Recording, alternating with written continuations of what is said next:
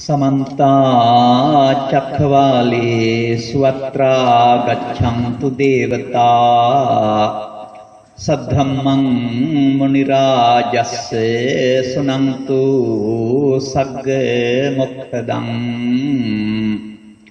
धम्मश्रवण कालो अयं भदन्ता धम्मश्रवण कालो अयं भदन्ता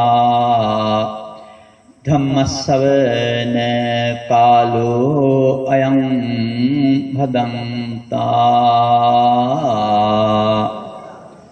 नमो तस्से भगवतो अरहतो सम्मा सम्बुद्धस्से नमो तस्से भगवतो अरहतो सम्मा सम्बुद्धस्से नमो तस्से भगवतो अरहतो सम्मा सम्बुद्धस्से तथागत अपवेदितो ධම්ම විනයෝ භික්ඛවේ විවටෝ විරෝචති නෝ පටිච්චන්නෝති සිල්මෑණියනි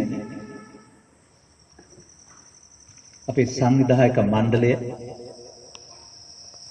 ඇදරික මහත්මයා ප්‍රමුඛ එතුමන්ගේ ඒ වගේම අද දවසේ ධර්ම දේශනාවේ අනුග්‍රහක බවතුන් මූලිකව සිටින්නා වූ මේ සත්‍යාන්තයේහි අපට සවන් දීම සඳහා මේ නව ධර්මශාලාවට එක්රැස් වුණා වූ සදහවර පින්වත්නි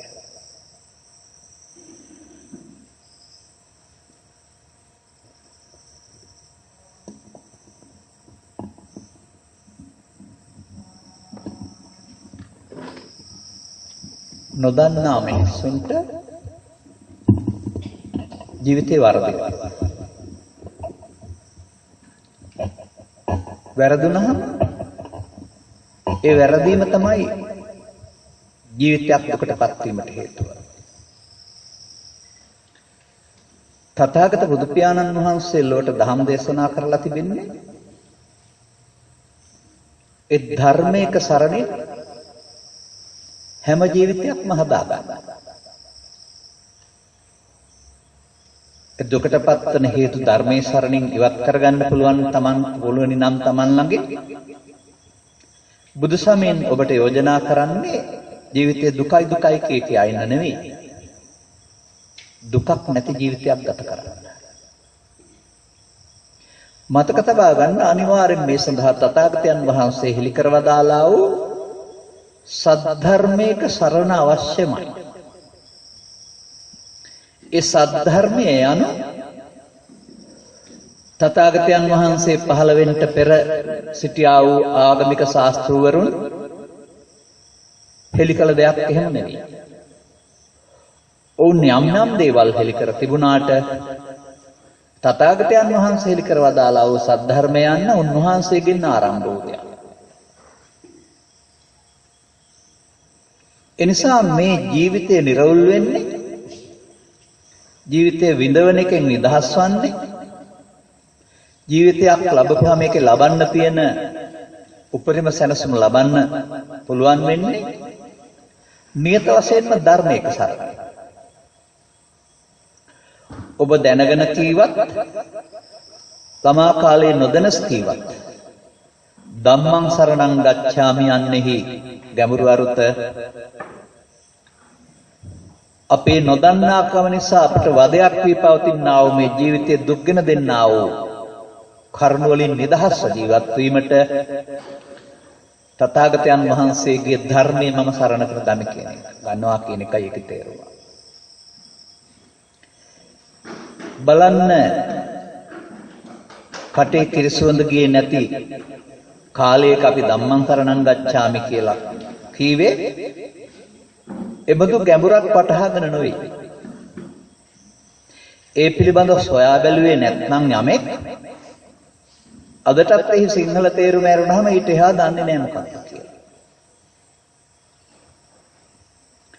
එබැවින් සෑම කෙනෙකුටම මෙයට වඩා ජීවිතයේ සැනසීමක් සැපක් හොයනවා නම් ඒ සඳහා උපයෝගී කරගත යුතු දෙයක් තමයි ධර්මය කියලා කියන්නේ.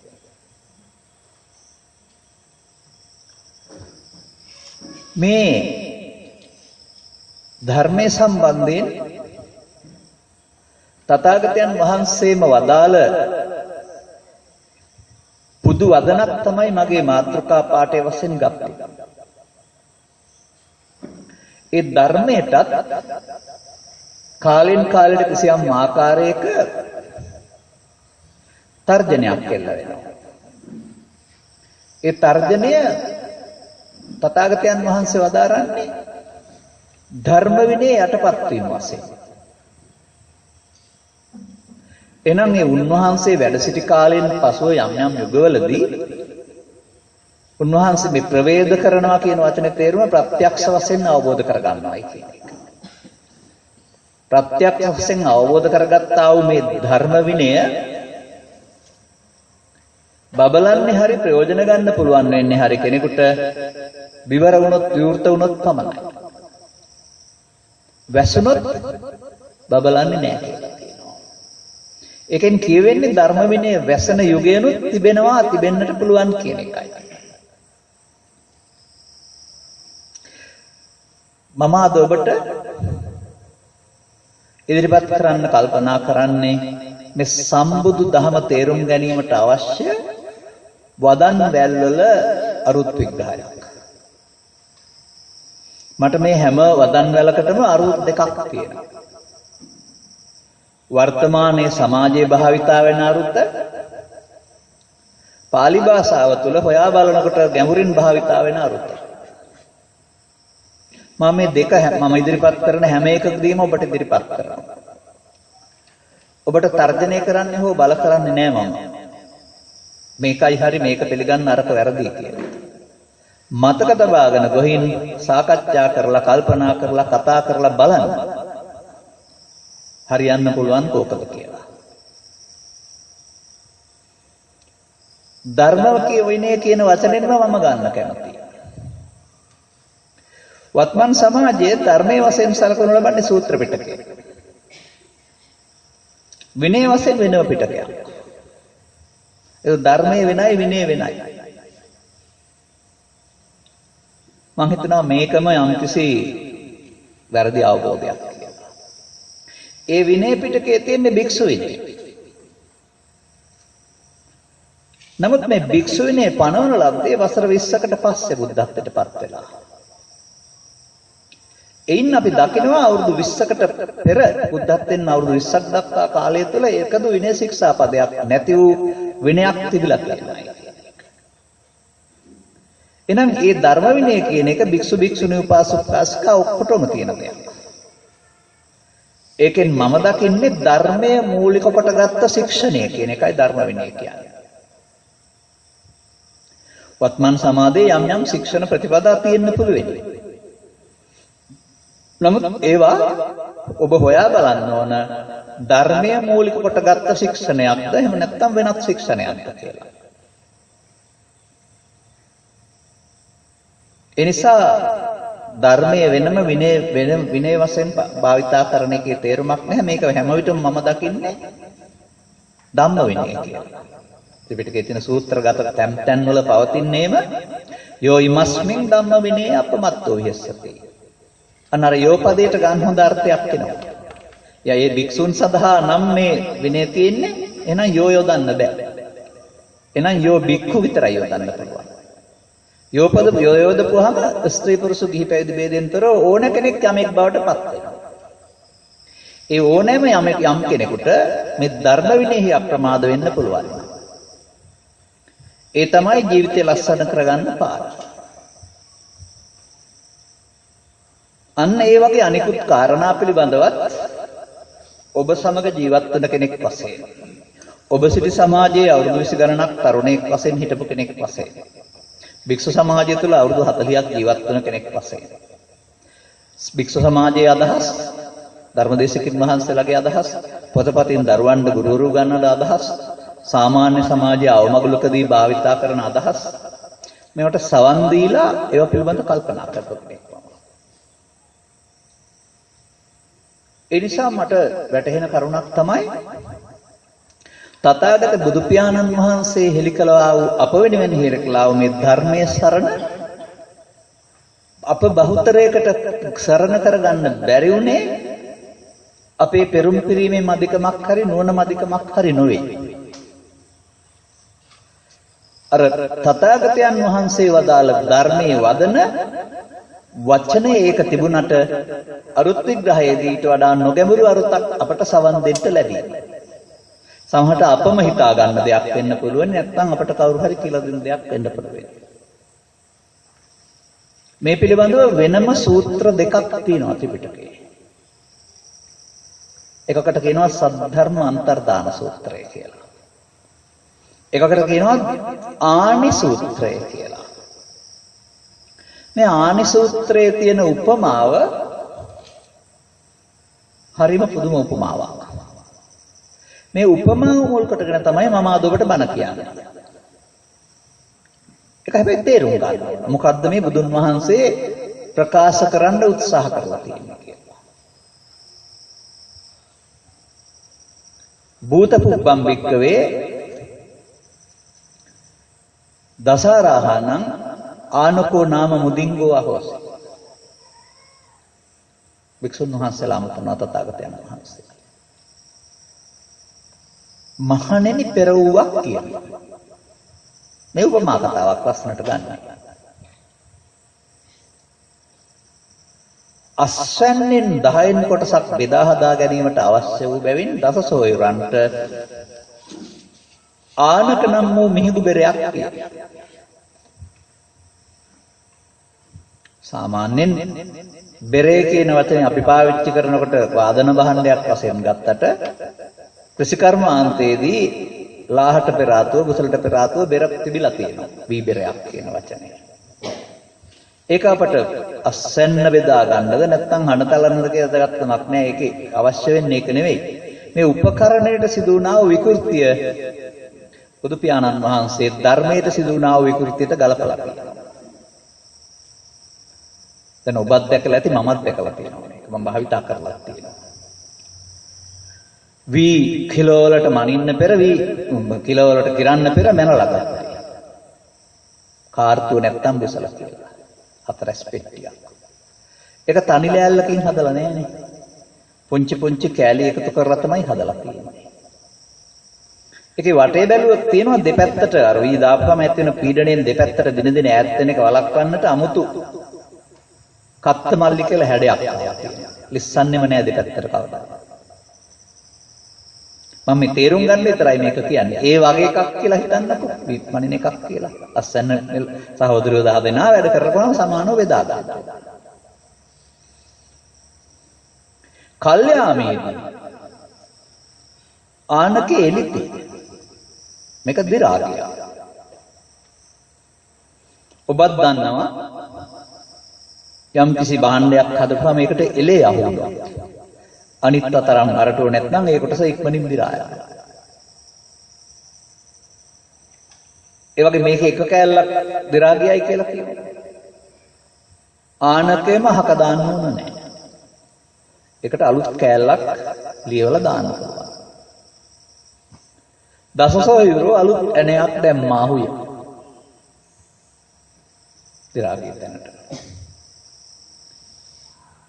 තව ටිකක් කල් යනකොට තව බාල කොටසක් දිරා ගන්නවා.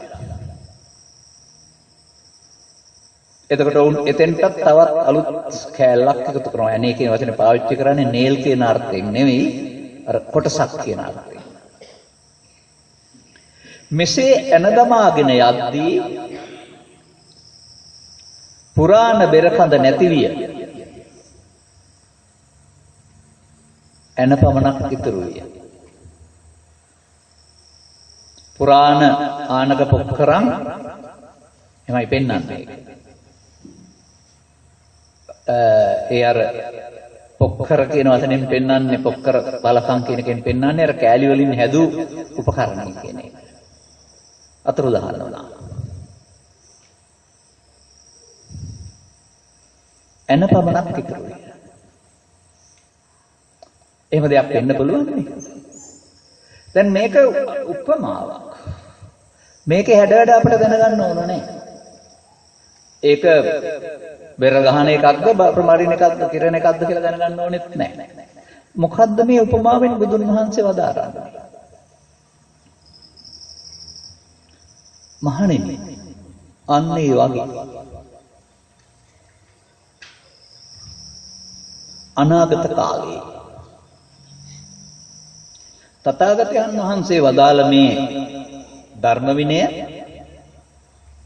එහෙම නැත්නම් සූත්‍ර ගම්බීරත්තා ශුන්‍යතා ශුන්‍යත පටිසංයුක්තා කියලා වචන ගොඩක් පෙන්නනවා තව.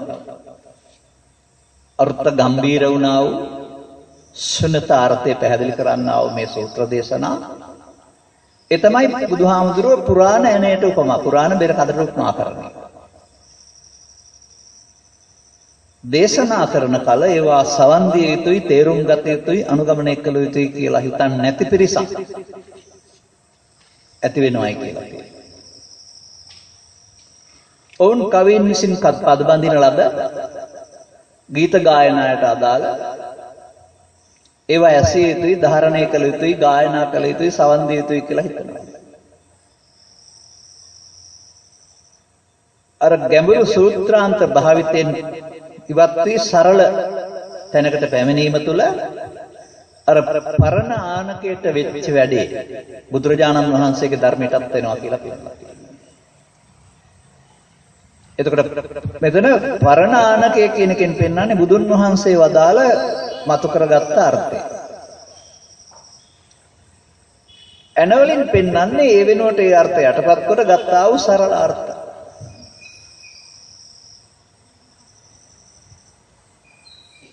ඒ වගේම මේ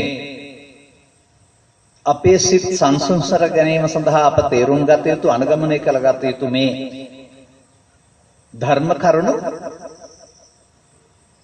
අපි ඒවා රාගික ධර්ම කියන්නේ නෑ විරාගික ධර්ම කියලා කියන්නේ. විශිෂ්ට ගණේ දහම් අරුත් ඒවා නොවැටෙන විට ඊට වඩා සමාජයේ පවතිනා වූ පස්දොරට ලැබෙනා වූ සැප සම්පත් පසුපස දුබන්දිට නාට්‍යයකින් ගීතයකින් චිත්‍රපටයකින් ලබන්න පුළුවන් සතුට ලබන්නට ධර්මයක් යොදා ගන්නවා. අන්න එතකොට තමයි අර බුදුන් වහන්සේ වදාළ ශුන්‍යතා ශුන්‍යත පටිසංයුක්තා කියන ධර්ම වෙනුවට කවි හෝ විරිදු හෝ කතා හෝ එහෙම නැත්නම් සංගීතය එකතු කරපු කාරණා හෝ මව්ගුණ හෝ එහෙම නැත්නම් මිනිමෙරුම් කවිර නැගීම් හෝ ඔක්කොටම කවි බණ විරිදු බණ කියලා නමක් ගන්නවා. මේකෙන් පෙන්වන දේ මීට වඩා ගැඹුරුයි. දැන් එතන පෙන්වන්නේ පුරාණ බෙරකඳ අතුරුදහනමයි. තථාගතයන් වහන්සේ වදාළ අරුත් ගැඹුරු අරුත් අපි ළඟට එන විට නොදන්නාකම නිසා හෝ අවභාවිතය නිසා හෝ වචනේ ඉතුරු වුණාට අරුත වෙන දෙයක්. දැන් අර හැඩේ තියෙනවා දැන් පරණ හැඩයක් තිබුණයි කියමුකෝ මේ මිහිගුදලේ. ඒ හැඩේ දකින්න තියෙනවා. නමුත් එකක්වත් තථාගතයන් වහන්සේ වදාරන්නේ පරණ කෑලි නෙමෙයි අලුත් කෑලි. බැරි වෙලාවක් ත්‍රිලක්ෂණය තුල චතුරාර්ය සත්‍ය තුල පටිච්චසමුප්පාදය තුල සතර සතිපට්ඨානය තුල සතර කර්ම තුල පංච උපාදානස්කන්ධය තුල මේ වෙනස සිද්ධ වෙලා තියෙනවා හැමනම් මොන දෙයියන්ග පිටද මතක තබා ගන්න. එයින් කියන්නේ තථාගතයන් වහන්සේගේ ධර්මයේ වැරදි කියන එක නෙවෙයි. වසර 2600ක් අතින් අත පැමිණෙද්දී අරුත් වෙනස් වෙන්න පුළුවන්. මම දවසක් මේ වගේ හමුවක වාඩි වෙලා හිටියා. යම් කරුණක් පැහැදිලි කරපු මහත්මයෙක් උපමාවක් ගත්තා. ඔහු ළඟට ගිහින් කෙළවරේ ඉන්න කෙනාට කටින් යම් වචනයක් කිව්වා. මම දන්නේ නැහැ. ඒක අනිත් කෙනාට කියන්න කියලා. එයාගෙන් අනිත් කෙනාට කියන්න කියලා. මෙහෙම 10 දෙනෙක් ගාවට ගිහින් අන්තිමට එයාගෙන් ඇහුවා මොකද්ද කීවේ කියලා. මුලින් ඔහු කිව්ව දෙයට වඩා හාත්පසින් වෙන දෙයක් තමයි 10 වෙනියා කිව්වේ. අර එක එක්කෙනාගෙන් කටින් කටට යනවා වෙනස් නැහැ. ඔබට ඒ නොඇටෙන්න පුළුවන්. මට නම් වැටහෙන්නේ කටින් කටට අරුත් විග්‍රහය යාමේදී අපිට මේ වෙලා තිබෙන්නේ අර මම මුලින් කියපු දේ. මොකද්ද මගේ ධර්ම පාඨයේ තියුනේ? තථාගතයන් වහන්සේ මනාව අවබෝධ කරගත්ත ප්‍රත්‍යක්ෂ කරගත්තා වූ ධර්ම විනය යට උනන් පස්සේ බබලන්නේ නැහැ. විවෘතුනොත් තමයි බලන්නේ. ඒ බබලනවා කියන එකේ තේරුමේ මාර්ගයේ ගන්න අය නිවිලා සැනසීලා ජීවත් වෙනවායි කියන එක. එහෙනම් පෘථග්ජන සමාජයේ යම් පිරිසක් පෘථග්ජන නොවන අය ඔබත් සමග ඉන්න ඕන. මේ ධර්ම විනය පිළිපදින අයට කියන නමක් තමයි බුදු සමය ආර්ය කියලා කියන්නේ. ස්ත්‍රී පුරුෂ ගිහි පැවිදි ලොකු කුඩා ભેදයෙන් තොරව. එතකොට මේ ආර්ය පරපුරක් මතුනවන්නේ බිහිනවන්නේ තථාගතයන් වහන්සේ වදාළ මේ වදන් වල ගැඹුර වෙනුවට නොගැඹුරු අර්ථයක් අපි භාවිතා කරන නිසා නේද කියන එක මම තේරුම් ගන්නේ වසර 2000 පමණ පටන්. 2006 පමණ පටන් මම මේක විවෘතව කියනවා. අහන අය තේරුම් ගන්නව ඇරුණාම අහන්න නැති කාටවත් වෙනසක් තේරෙන්නේ නැහැ. අදටත් යම් දේශනා අපි සවන් දෙමින් ඉන්නවා. අර අරුත්සුන් අරුතෙන් කියනවා. ඔවුන් අරුත්සුන් අරුතෙන් කියන විට ඔබ කොහොමද අරුත් යුක්ත අරුතෙන් තේරුම් ගන්න? ඒ නිසා ඔබට ධර්ම ශ්‍රවණයේදී සවන් දීමේදී සැබෑවටම තථාගතයන් වහන්සේ වදාළ අරුතම එන්න ඕන. එතකොට තමයි ඒක භාවිතා කරන්න පුළුවන්. මේ ගැටලුව සමාජයට තියෙනවා. ඒ නිසා මා ඔබට යෝජනා කරනවා. අයන්න ආයන්නවත් නොදෙන. එහෙම නැත්නම් බුදු සමයේ මේ ගැඹුරු කරුණ මොකක්වත් පිළිබඳව සවන් දීමකින් අවබෝධයක් නොගෙන නිකම්ම ගිහින් කවුරුත් කීවට ඉඳ ගන්න භාවනා කරන්න ඉඳ ගන්න එපා. ඇත්තටම මම දකින්නේ ධර්මයේ තේරුම් ගත්තයින් පස්සේ කරන්න ඕන දේ භාවනාව කියලා. ඒ ධර්ම දේශනා ඔක්කොගේම තිබෙන්නේ ඒ භාවනාව කියන වචනෙන් කියන්නේ මොකද්ද? තමන්ගේ හිතේ තියෙන දුකට හේතුව අස් කරගත්තාම දුක නැහැ. භාවනාව යන අනිවාර්යයෙන්ම දුකට හේතුව අස් කර ගැනීමෙන් දුක නැතුව තැනටපත් වෙන මාර්ගයයි. එහෙනම් චතුස්සත්ත්වයට අනුව දුක දැකලා දුකට හේතුව දැක්කම හේතුව අයින් කරපුවාම තමයි මේ සැනසීම හම්බ වෙන්නේ. එතකොට අපි මේ කියන කාරණේ මට වගේම ඔබ හැමදෙනාටම එදිනෙදා ජීවිතේ කරන්න වැඩක් තියෙනවා. වෘත්තීය ජීවිතයට අමතරව. ඔබ කරන රැකියාව ඔබට පැවරිය යුතු වගකීම් වලට අමතරව නිින්ද හැරෙන විට එදිනෙදා ජීවිතේ හැකිතාක් කළ යුතු වැඩක් තිබෙනවා. ඒ වැඩේ කුමක්ද කියලා හරියට ඉගෙන ගන්නේ නැතුව කොහොමද වැඩේ කරන්නේ? ඒ නිසා මෙන්න මේ වදන් මට සීමා සහිතව නෙමෙයි අසීමිතව මේ වදන් තියෙනවා. ලැබී තියෙන කාලයට අනුව යම් යම් කරුණු ටිකක් පැහැදිලි කරන්න පුළුවන්. බලන්න පළවෙනි ගාථාව. අවමගුල් උත්සවවලදී අපි භාවිතා කරන අනිත්‍ය ප්‍රතිසංයුක්ත ගාථාව. කියන්න ඕන නැහැනේ දන්නවනේ. අනිත්‍යවත සංඛාරා. උපාද වය ධම්මේ. uppajjitta niruddhanti තේසං උපසමෝසුකෝ. බූරුවෙකුගේ පිටට හකුරු පැටවුවොත් එහෙම උට රහ නෙමෙයි දැනෙන්නේ බර.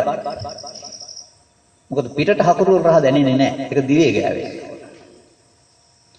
මේ සුන්දර ගාථා පද තුනේ තිබෙනා වූ අර්ථය පෘථග්ජන කාටවත් තේරෙන්නේ නැහැ. සුන්දර නෙමෙයි අතිසුන්දර කියලා මට කියන්න තියෙනවා. යමෙක් හිතනවා නම් මේ ගාථාවේ අනිත්‍යවත සංඛාරා කියලා කියන්නේ මිනිස්සු ජීවත් වෙලා හිටියා එයා දැන් මැරුණා. ඒක තමයි අනිත්‍ය. උපාද වය ධම්මිනෝ කියන්නේ ඉපදුනා මව කුසෙන් දැන් ආපහු මිය ගියා වය. ඒක තමයි ධර්මතාවය. ඉපදුනොත් මැරෙනවා.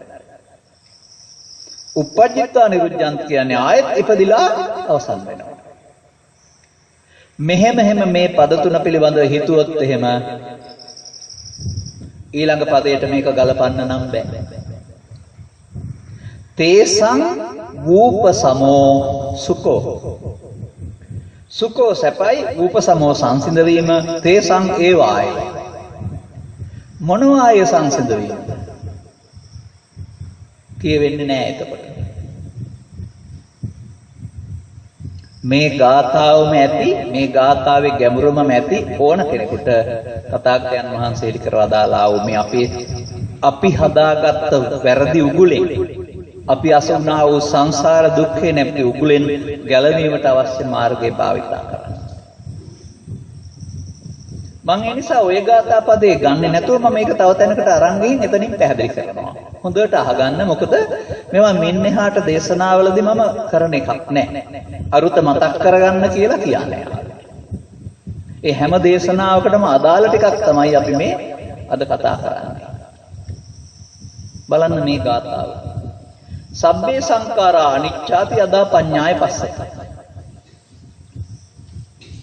සිංහල පරිවර්තනයේ සියලු සංස්කාර ධර්මයන් අනිත්‍යයි, දෙනුවණින් දකිද නෙවෙයි, පඤ්ඤාය පස්සති නුවණින් දකිද.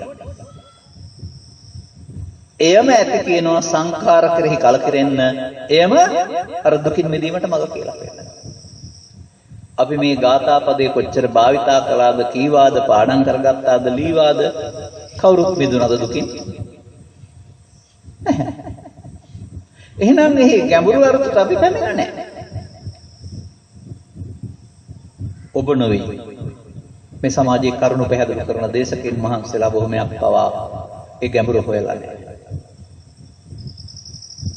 අන්න ඒ නිසා තමයි ඔබට නිර්වෘල් ධර්මයේ නොයැතෙන විට ඔබේ අවබෝධයක් වැරදි. එතකොට ඒකට කියන දේ තමයි පරතෝච ගෝසෝ අයෝනිසෝච මනසිකාරෝ. මිත්‍යා දෘෂ්ටිය උපදින හැටි එහෙමයි පෙන්නලා තියෙන්නේ. අනුන්ට සවන් දීලා වැරදි විදියට හිතාගත්ත ගමන් තමන්ගේ දැක්ම මිත්‍යා දෘෂ්ටිය. මිත්‍යා දෘෂ්ටි කියන්නේ අර මිත්‍යා දෘෂ්ටිකයා කියන පෞවියෙන් විපාක විශ්වාස නොකිරීම නෙමෙයි. ඒ දැක්මේ වරදක් තියෙනවා. ඔබට ඕන නම් මේකට උත්තර දෙන්න පුළුවන් මම කීපතාවක් මේක කියලා තිබෙන නිසා. මොකද්ද මේ සංඛාර පදයේ අරුත් සහ අපිට ඕන සංඛාර කොහෙද තියෙන්නේ කියලා ඉගෙන ගන්න. සරලව මම මේ කියන්නේ ගැඹුරට යනවා මම මේක අන්ත අවසන් වෙලා වෙන විට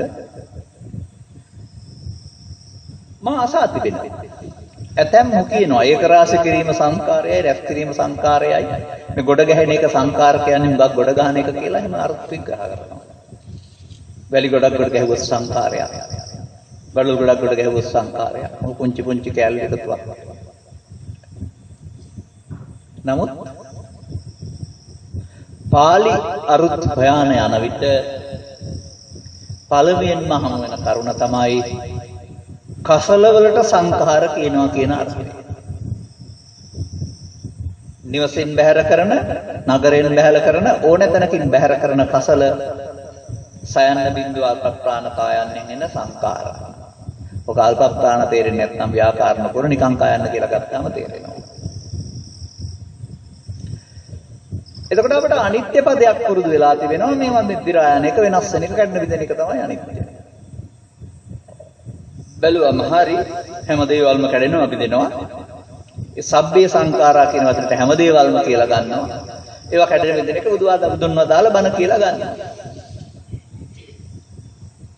තාමත් මෙතන ඉන්නවානේ බොහෝ ගිහි සමාජයේ ඉන්නවා, පැවිදි සමාජයක් ඉන්නවා. කොහොමද ධර්මය මතු කරගන්නේ? මම කියනවා මේක පැත්ත පලාතට ඇවිදින්නේ නැහැ බුදුරජාණන් වහන්සේ වදාළ අර්ථය. එහෙනම් අපි හොයන්න. මම නම් හොයලා කොහොම කල් ඔබ වෙනුවෙන් මේ හොයනවා ආයේ. අර අවමගුරුස්සේ ගන්න සංඛාරා පදේ නිකං කයන්න නෙමෙයි තියෙන්නේ. බයලු කයන්න. ළමයි එහෙමයි එකට කියන්නේ. අප්‍රාණ කයන්න. සංඛාර.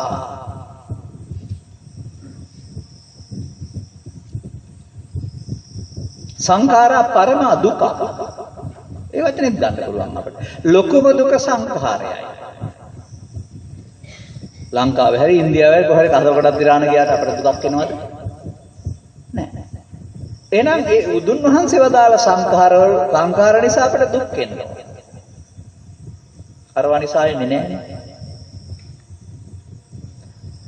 අනතුරුවට හම් වෙනවා චුල්ල වේදල්ල වැනි සූත්‍රයක පුද්ගලයෙකුගේ සිත කය වචන ක්‍රියාත්මක වෙන ආකාර තුනට සංඛාර පදයක් බදලා තියෙනවා.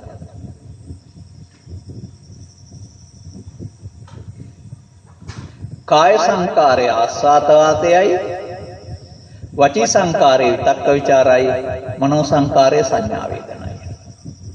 මේ කාය වචී මනෝ තුන කියන එක සබ්බේ සංඛාරා කියලා තාමත් කියන අය මේ රටේ ඉන්නවා. ඒ ඊට එහා ධර්මයේ දැක්කේ නැති නිසා. දැන් බුදුරජාණන් වහන්සේ බුද්ධත්වයට පත් වුණායි කියන එකේ තේරුම විසංකාරගතං චිත්තං. සිත සංකාරගත වීමෙන් සම්පූර්ණයෙන්ම මිදුණා. උන්වහන්සේට ඊට පස්සේ කාය වචී මනෝ සංකාර තුන තිබුණා. නමුත් උන්වහන්සේට දුක තිබුණේ නැහැනේ. කාය වචී මනෝ සංකාර නතර වෙන්නේ නැහැ කෙනෙකුගේ. කාය අතපය හොලවන එක, නැත්නම් වචන කතා කරන එක, කල්පනා කරන එක. ඒ නිසා ඒක වෙන්න බෑ. ඒක යමෙක් එහෙම යම් සූත්‍රවල එහෙම තිබෙනවා. ඒ තිබෙන එක මම දකින්නේ පාලිය සිංහලට පරිවර්තනය කිරීමේදී පරිවර්තනය කරපු අයගේ අදහස එතෙන්ට ඇතුළත් වීමක් විදියට. ඔවුන් නොදැන සිටි බැවින් පෙරදි අර්ථයක් ඇතුළත් කරලයි මම දකින්නේ. ඒ නිසා අපි සංඛාර පද ඥානය අංගුත්තර නිකායේ සූත්‍ර දේශනා පුරා තිබෙනවා සංඛාර කියන පදයට අනාගත ඵල උපදවන හේතු කියන අර්ථය. දැන් කුණු ටිකක් දෙරලා ගියාම ගඳ ගහන එක ඵලය නම් ඒක හේතු කියලා හරියන්නේ නැහැ. අපට අපේ ජීවිතේ දුක් හෝ සැප හෝ මතුපු ජීවිතේ ප්‍රතිසන්දි ඇතිකරන්න තබන හේතු තමයි මේ සංඛාර කියන්නේ. එතකොට මේ සංඛාර බලපාන්නේ මිනිස්සුන්ට විතරක් නෙමෙයි. මුළු සත්ත්ව සංහතියටම අපාගත සත්වයින්ට, പ്രേතයින්ට, මිනිස්සුන්ට, දෙවියන්ට, බ්‍රහ්මයින්ට ඔක්කොටම බලපානවා. මේ අපි එකට කියන්නේ තුන් ලෝකය කියලා. භවත්‍රය කියලා. භවත්‍රයේ ඇවිදින්න හේතු වෙන හේතු රැස් කිරීම තමයි සංඛාර. අර කුණු කසල වලට සංඛාර කිව්වොත් අවිද්‍යාපත්‍ය සංඛාරා ඔප්පු කරන්න බෑනේ අපිට. අවිද්‍යාපත්‍ය සංඛාරා කියන එකේ තේරුම නොදන්නාකම, මහා නොදන්නාකම නිසා සත්වයා කුසල කුසල කර්මයන් රැස් කරයි. ඒ අවිද්‍යාපත්‍ය සංඛාරා පටිච්චසමුප්පාදණය උගන්වන්නේ කුසල කුසල කර්මයන් රැස් කරයි. අන්න දැන් සංඛාර කුසල කුසල කර්මයන්ට ආවයි තනි. දැන් තව ටිකක් එහාට යන්න පුළුවන්. සත්‍යෝ පරලෝ යන්නේ කොහොමද? කය ගෙනියන්නේම නැහැ. ආදාහනය කරනවා, භූම දානය කරනවා. සිතන් ඉන්නවා සමහරු හිත යනවායි කියලා. සිත කියන එකේ තේරුම හටගත්ත ගමන්ම නැසෙනවා. සිත උපදින තැන් පහක් හයක් තියෙනවා. ඇසෙන් නම් චක්කු විඥාන, ඒක කනෙන් ශබ්දය අහනකොට අරස විඥානේ නැතිලා. ඒ විඥාන කියන්නේ එතන දෙයක් නෙමෙයි, අර ඒ සිදුන සිද්ධිය හඳුනා ගැනීමට නමක්. ඇසෙන් නම් රූපයේ සිදුනා වූ ඒ සම්බන්ධ කැමැත්ත අකමැත්ත ආදී කාරණා ටික හඳුනා ගැනීමට නමක් තමයි චක්කු විඥාන. විශේෂයෙන් දැන ගැනීම විඥානයයි. ඇහෙන් කනට, කනෙන් නාසයට, නාසයෙන් දිවට, දිවෙන් කයට මේක මාරු වෙනවා. පිළිවෙලක් නැතුව. ඒහා සමග මේක නැසී යනවා. එහෙනම් කොහොමද එතනින් එක මොහොතකින් නැසී යනකොට ඊළඟ ඇහෙන් කනට මාරු වෙනකොටවත් ඒ විඥානය ආවේ නැතිකම කොහොමද පරලෝට යන්නේ? අන්න විඥාන කියන පදේ තේරුම ගත්තේ නැතුව විඥාන කියන්නේ ආත්මයක් කියලා හිතන් ඉන්නවා. කය ගියේ නැතුවට මෙහෙන් එහාට යන එකක් තියෙනවා. ඔහොම හිතන තාක් කල්ලේ හැම බෞද්ධයෙක්ම මිත්‍යා දෘෂ්ටිය. අතක තියාගන්න.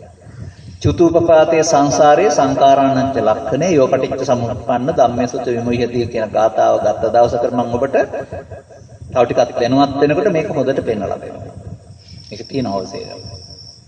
දැනට එහෙම කල්පනා කරන්න එපා. ඒ නිසා කොහෙවත් යන්නේ නැහැ. නමුත් මෙන්න මේ සංඛාර කියන පදයෙන් සිද්ධ වෙනවා අනාගත ඵල උපදවන්න හේතු රැස් කිරීම. ඒ හේතු රැස් කරපුවාම ඒ හේතු රැස් කරන එකට තමයි අවිජ්ජා පත්‍ය සංඛාරා කියන්නේ. ඒකේ කිසියම් ආකාරයක වරදක් ඒ අවිද්‍යාව කියන්නේ. ඒ නිසා තමයි අනාගත ඵල හටගන්නේ. මේ හේතු අර ඵල. හේතුන්ගෙන් ඵලයන් ශූන්‍යයි. ඵලයේ හේතුව නැහැ. හේතුවේ ඵලය නැහැ. නමුත් හේතු නැත්නම් ඵල නැහැ. බුදුදහම එහෙනම් හේතුඵල වශයෙන් බලන්න ඉගෙන ගන්න. ජීවිත දෙකක් තුල හේතුඵල වශයෙන් බලන්න බෑ. ස්කන්ධ පංචකය නම් වූ ධර්මතාවය තුල හේතුඵල වශයෙන් බලන්න ඉගෙන ගන්න.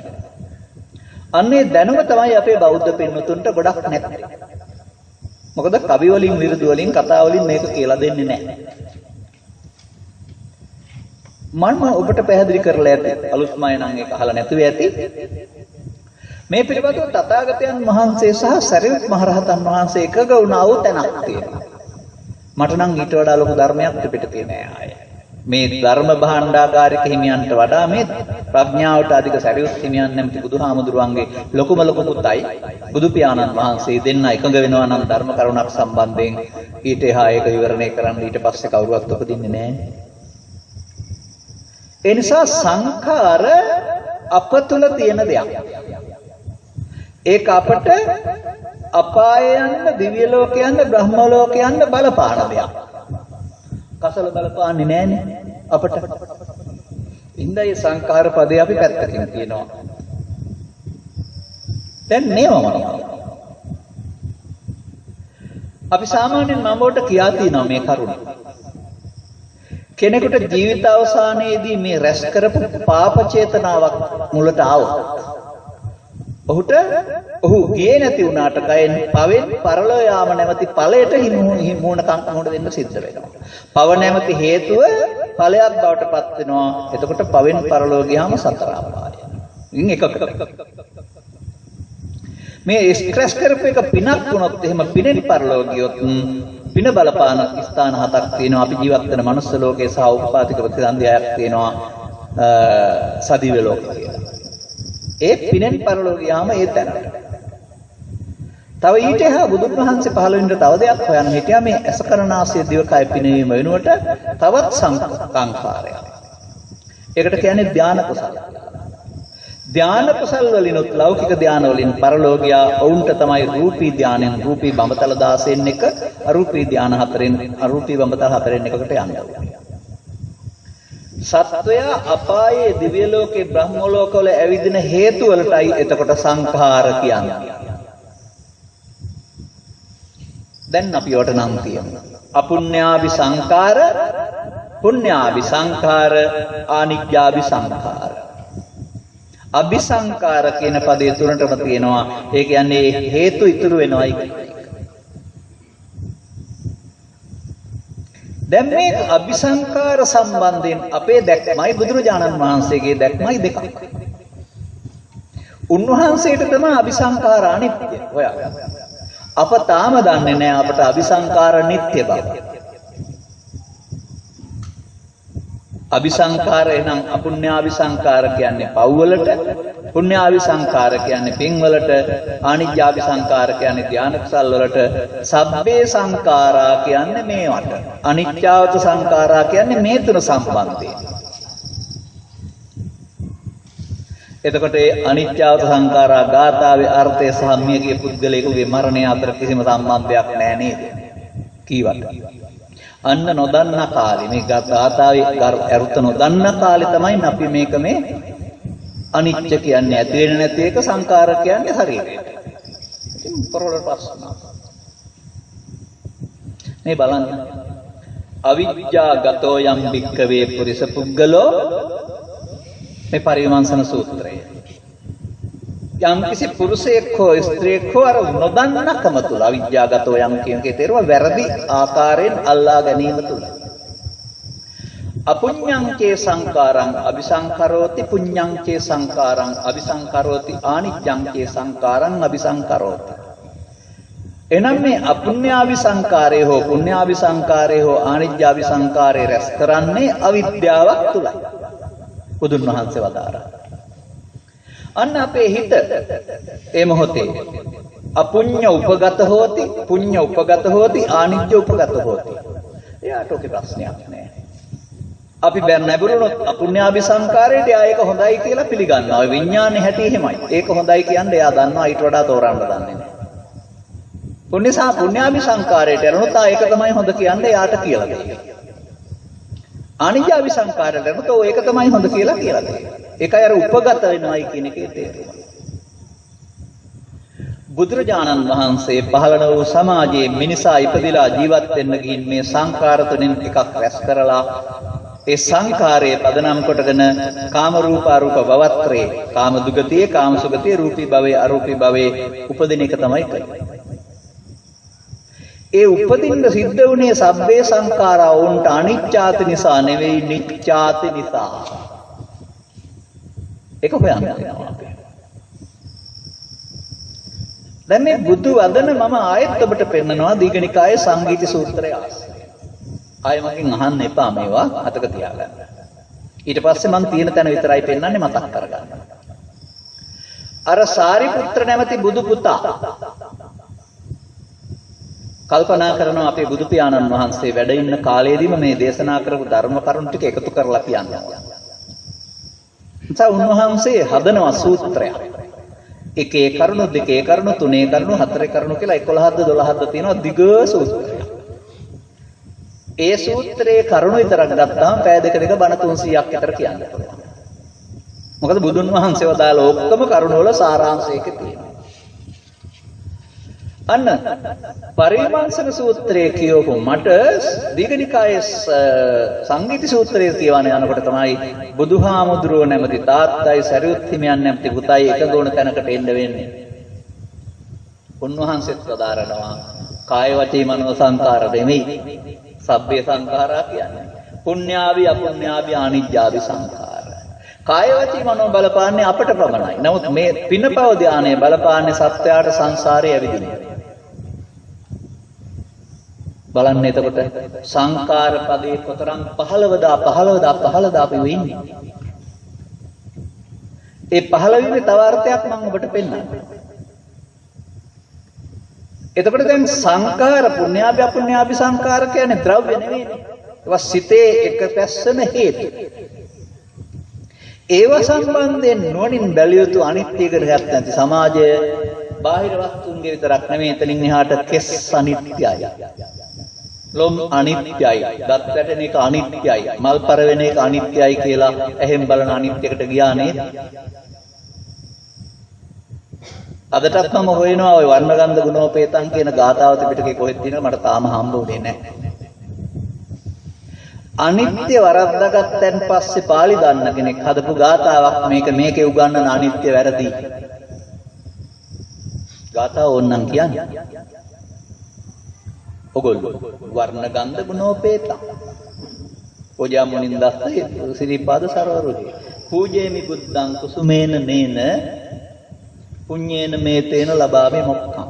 බුදුරජාණන් වහන්සේට මේ මල් සමූහයෙන් අපි පුදනවා. ඒ පිනින් මට නිවන ලැබේවා කියලා කියනවා. ඊළඟට කියනවා පුප්පං මිලා යාති යතා ඉදං මේ මල් යම්සේ පරවි යනවා. කායෝ අන්න ඒ වගේ කායෝ තථා යාති විනාශබා. දැන් මල් පරවීම නේද අනිත්‍ය අපිට? කය දිලා යාම නේද අනිත්‍ය? ඔය බැලුවේ ඇස් දෙකෙන්ද නුවණින්ද? ඇස් දෙකෙන්. බුදුහාමුදුරුවෝ මල් පරවෙන අනිත්‍යයක් දේශනා කළාද? කය දිලා යාමේ අනිත්‍යයක් දේශනා කළාද? මට හම් වෙන්නේ අචිරං වතයන් කායෝ. අයං කායෝ අචිරං. අනිත්‍යයක් නෙමෙයි. මේ කය ස්ථිර වෙනස් වෙනවා. ඒකට ස්ථිර නැති බව තමයි අචිරං කියලා කියන්නේ. හරිද? එහෙම නැත්නම් අපි ගන්නවා අසුභ සංඥා. අත්තිමස්මින් කායේ කේසාලෝමා නකාදන්තා තජෝ කියලා ඒ කොටස් දෙක අනිත්‍යයි කියනවා නෙමෙයි. ඒක සුභ වශයෙන් ගන්න බෑ කියලා පෙන්නලා තියෙනවා. හැබැයි කතමාචානන්ද අනිච්ච සංඥා කියනවා ග්‍රිමානන්ද සූත්‍රය නැත්නම් දස සංඥාවල.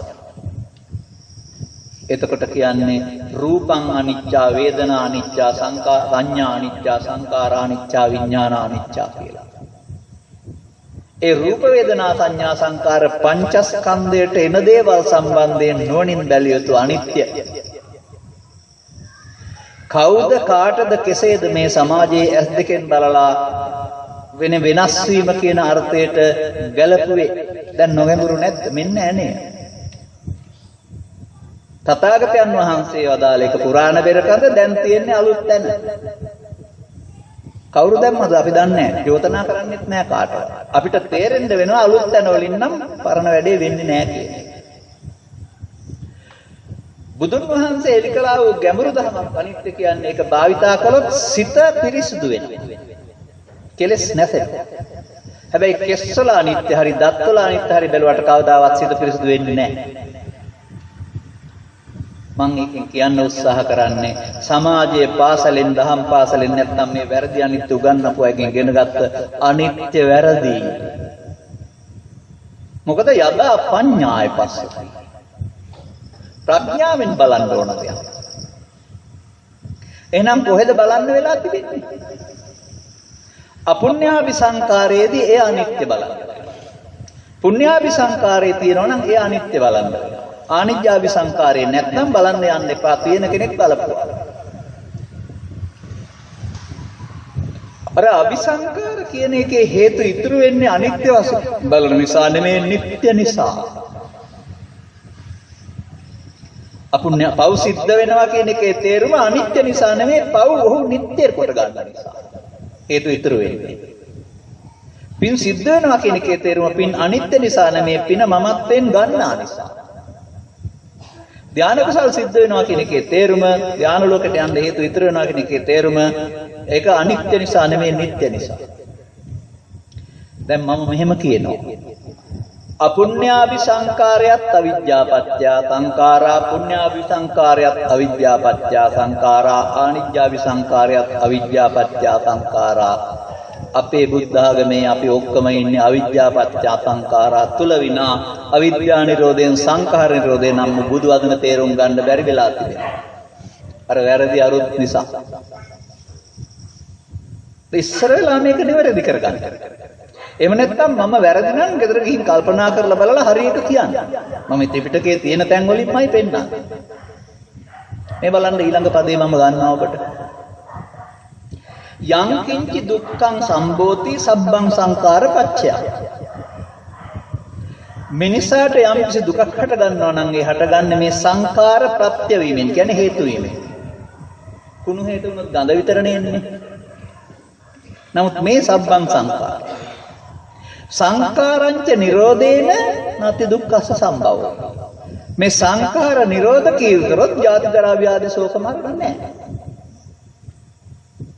එනම් බුදුරජාණන් වහන්සේගේ ඉගැන්වීම අපට සංඛාර රැස් කිරීම නෙවෙයි, සංඛාර නිරෝධ කිරීම. අන්න භාවනාවට යන්න ඕන සංඛාර නිරෝධ කරන හැටි ඉගෙනගෙන. එහෙම නැත්නම් අපි දන්නේ නැතුව ගිහින් තියෙනවා. දැන් අර ගාතාවට යමු. අනිත්‍යවත සංඛාරා කියන එකේ තේරුම එතකොට මොකද්ද? පුඤ්ඤාභිහෝ අපුඤ්ඤාභිහෝ ආනිජ්ජාභි සංඛාරයේ මමත්වයෙන් ගත්තොත් අපුඤ්ඤාභි සංඛාරයෙන් අපායට, පුඤ්ඤාභි සංඛාරයෙන් කාමසුගතියට, ආනිජ්ජාභි සංඛාරයෙන් බබලව. ඒ නික්කසක ගන්න වරද නිසා සත්‍ය සසරේ ඇවිදිනවා. ඒකේ ධර්මයේ නම් සංඛාරයන්ගේ අනිත්‍ය බව. සංඛාර තමයි උත්පාද වය. පුද්ගලයා නෙමෙයි. උත්පාද හේතුප්‍රත්‍යයෙන් හට ගන්නවා, වැය වෙනවා. නමුත් පුද්ගලයාට එහෙම නෙමෙයි. දැන් මේක තියෙන්නේ බුදුන් වහන්සේලා සියලු දෙනා ලෝට වදාළ උතුම් ධර්මයේ ඇතුළත් ගාථාව කියලායි. අපි සංඛාර කියන්නේ කය දිරා යම අනිත්‍යයි කියලා. ඉපදුනහම මැරෙනවා කියලා ගන්නවා උත්පාද වය. නෑ, ස්කන්ධ පංචය තුළ හේතුප්‍රත්‍යයෙන් හට ගන්නවා වැයවීම තමයි ධර්මය. අපි මොකද කරන්නේ යස්සේ? මේක මමත්වෙන් අල්ලගෙන හේතු ඉතුරු කරලා තමයි නැති වෙන්න ආරෙන්නේ. එතකොට ඒක ධර්මය නෙවෙයි, අධර්මය. අපට අවශ්‍ය කටයුතු කරන්න මේ ඇසෙන් කනෙන් නාසෙන් මේ පංචස්කන්ධය තුළ මේ සංඛාර හටගෙන නැති වෙලා යනවා. අපි නැති වෙනදී අල්ලගත්තාම අපිට හේතු ඉතුරු වෙනවා. ඒ නිසා අපි කරන්නේ රූප සමය නෙමෙයි. අපුඤ්ඤාභි පුඤ්ඤාභි ආනිජ්ජාභි සංකාර රැස් කරන එක අවිජ්ජාපච්චය සංකාරා. අර ගාථා පදයෙන් පෙන්වන්නේ අපුඤ්ඤාභි පුඤ්ඤාභි ආනිජ්ජාභි සංකාර තුනම සංසිඳු වීමෙන් සැප ලැබෙනවායි කියලා. අර මැරිච්ච මිනිස්සයාට මේක කිව්වයි කියලා තේරෙයිද ඒක වචනයක්වත්? ඒක විවේචනය කරනව හෝ වැරදි කියනව නෙමෙයි. එහෙනම් මේ අනිත්‍යවත සංඛාරා ගාථා පදයේ අර්ථය අවුරුදු 15 20 අතර ඉන්නකොට තේරුම් ගත්තොත් පුතේ. අවුරුදු 50ක් විතර යනකොට සංඛාර සියල්ල සංසිඳුවාගෙන ඉවරයි. දැන් මේ උපසම සුඛේ යාට විඳින්න පුළුවන්. අනේ මේක මේ මරුණාම කියන ගාථාවක් කියන බාල තැනට පස් කරන්නේ නැතුව මේක බුදුදහමේ ශ්‍රේෂ්ඨ ධම තියෙන ගාථාවක් වශයෙන් පිළි අරගෙන බුදුගුණ ගාථාවටත් වඩා ඉහළින් මේක පිළිපැදලා තේරුම් ගන්න. ඊට වඩා ශ්‍රේෂ්ඨයි මට මේක. මුළු ධර්මයේම තියෙනවා මේක. දැන් ඔබට මේ ධර්මයේ සරණ ගන්න බැරි වුණේ ඇයි? මේක මරණයට භාවිතා කරන අසුභවාදී ගාථා. කියන්නත් නරකයි කියලා හිතපු නිසා. දැන් බලන්න. තේසං පුඤ්ඤාභි අපුඤ්ඤාභි ආනිජ්ජාභි. මේවා සංසිඳුනොත් මොකද වෙන්නේ බලමු. රැස් කළොත් අපුඤ්ඤාභි සංකාරයෙන් අපාය. පුඤ්ඤාභි සංකාරයෙන් කාමසුගතිය. ආනිජ්ජාභි සංකාරයෙන් රූපී අරූපී භවය. එතකොට පුද්ගලයේ අනාගතය කියලා කියන්නේ මේ පව්හලෝ පින්හෝ ධාන කර්මවල විපාකයයි. කය හැට යන්නෙත් නෑ. කර්මයේ බීජයයි විපාකයේ ඵලයයි. හොඳයි මේ කර්ම ශුන්‍ය වුණොත් තේසං රූප සමුඛං සංසිඳුනොත් එහෙනම් අපුඤ්ඤාභි සංකාර නැත්නම් අපාගමනක් නැහැ, පුඤ්ඤාභි සංකාර ගමනක් නැත්නම් කාම සුගතියක් නැහැ, ආනිජ්ජාභි සංකාර නැත්නම් බඹලෝ යාමක් නැහැ. දැන් අර බුදුරජාණන් වහන්සේ රජ මහ රහතන් වහන්සේලා අපාය ගියාද, බඹලෝ ගියාද, දිව්‍ය ලෝකෙ ගියාද කොහෙවත් ගියේ නැහනේ. ඒ සංකාර රැස් කරපු නිසාද සංකාර සංසිඳවම ඉඳවලා උපසම සුඛයට පත්වන නිසාද බණ ඉගෙන ගන්න ඕන භාවනා කරන්න. බණ ඉගෙන ගන්න නැතුව භාවනා කළොත් ඒක වෙන ආගමකට වෙන තැනකට වෙන බුදුහාමුදුරන්ගේ කාලේ හිටපු අර දෙසටක් මෙතදිතු කාලේ මෙහෙන් ආයනයනය කරපු භාවනාව. එතකොට ධර්මයේ සරණ නැහැ. භාවනාව තුළ ඔබට පුළුවන් වෙන්න ඕන මෙන්න ධර්මයේ මෙන්න මම මේකයි සරණ කරගන්නේ කියලා. මගෙන් මේ මම කරන භාවනාව මම පෙන්නනවා මෙන්න ධර්මය. ඔබට කාටද පුළුවන් මේකේ ධර්මයේ තියෙනවා කියලා පෙන්වන්න? ඒ නිසායි දැනුවත් වීම අවශ්‍යයි. අපි තව එකයි කතා කරන්නේ. අනිත්‍යවත සංඛාරා සංඛාර තුන ගැන විතරයි කතා කරන්නේ. එහෙනම් අபிසංකරණය කියන එක සිද්ධ වෙන්නේ පින පව ධානයේ මමත්වයෙන් ගත්තාමයි හේතු ඉතුරු වෙන්නේ. යංකෝ වික්කවේ අනිච්ඡං තත්‍රතේ ඡන්தோ පහතප්පෝති බුදුහාමුදුරුවෝ කෙටියෙන් බණ කියව තැන. යමක් අනිත්‍ය නම් ඒකට තියෙන කැමැත්ත අතහැරලා දාන්න. මොනවද අනිත්‍ය? අපුඤ්ඤාභි පුඤ්ඤාභි ආනිජ්ජාභි සබ්බේ සංඛාරා. ඒකට තියෙන කැමැත්ත තමයි මම ඒ කැමැත්ත තමයි ඒක නිට්ටය කරලා දෙන්නේ. අන්න අනිත්‍ය දේ නිට්ටය කොට ගැනීමෙන් මිනිස්සුන්ට දුකක් එනවා ඇරුණාම අනිත්‍ය අනිත්‍ය වශයෙන් පිළිගත්තොත් දුකක් වෙන්නේ නැහැ. ඒ අනිත්‍ය පදේ තේරුම ඇති වෙනව නැති වෙනව කියන අර්ථය නෙවෙයි. ඒක තේරුම් ගන්න. තත්‍රතේ ඡන්தோ පහතප්පෝති. ඒ මම හැදෙන්නේ ඒක නිට්ටය කොට ගත්තා. එහෙනම් ඒකට කැමැත්ත අතහැරියොත් කැමැත්ත තමයි නිට්ටය කොට ගැනීම අතහැරීම තමයි අනිත්‍ය පිළිගැනීම. තව තැනකට යන්න අපි. කුද්දක නිකායේ තියෙන විදුර සූත්‍රයේ ආශ්‍රයෙන් මම ඔබට පෙන්නලා තියෙනවා යාලි මතක් කරගන්න. අර අචිරං වතයන් කායෝ මේ කය අනිත්‍ය නෙමෙයි ස්ථිර නෙමෙයි. ඒකත් මම පෙන්නලා දෙන්නම් ඒ ගාථාවෙම කොටකට ගියාම තමයි. ඒ වගේ අයං කායෝ විදුරං කියලා පදයක් තියෙනවා. මේ කය ළමා තරුණ නැහැලි වශයෙන් තිබී පොළොවට පස් වී යන එක විදුර භාවය. අනිච්චන් නෙමෙයි විදුරං. අපි තමයි අනිච්චං කියලා වරද්දාගත්තා.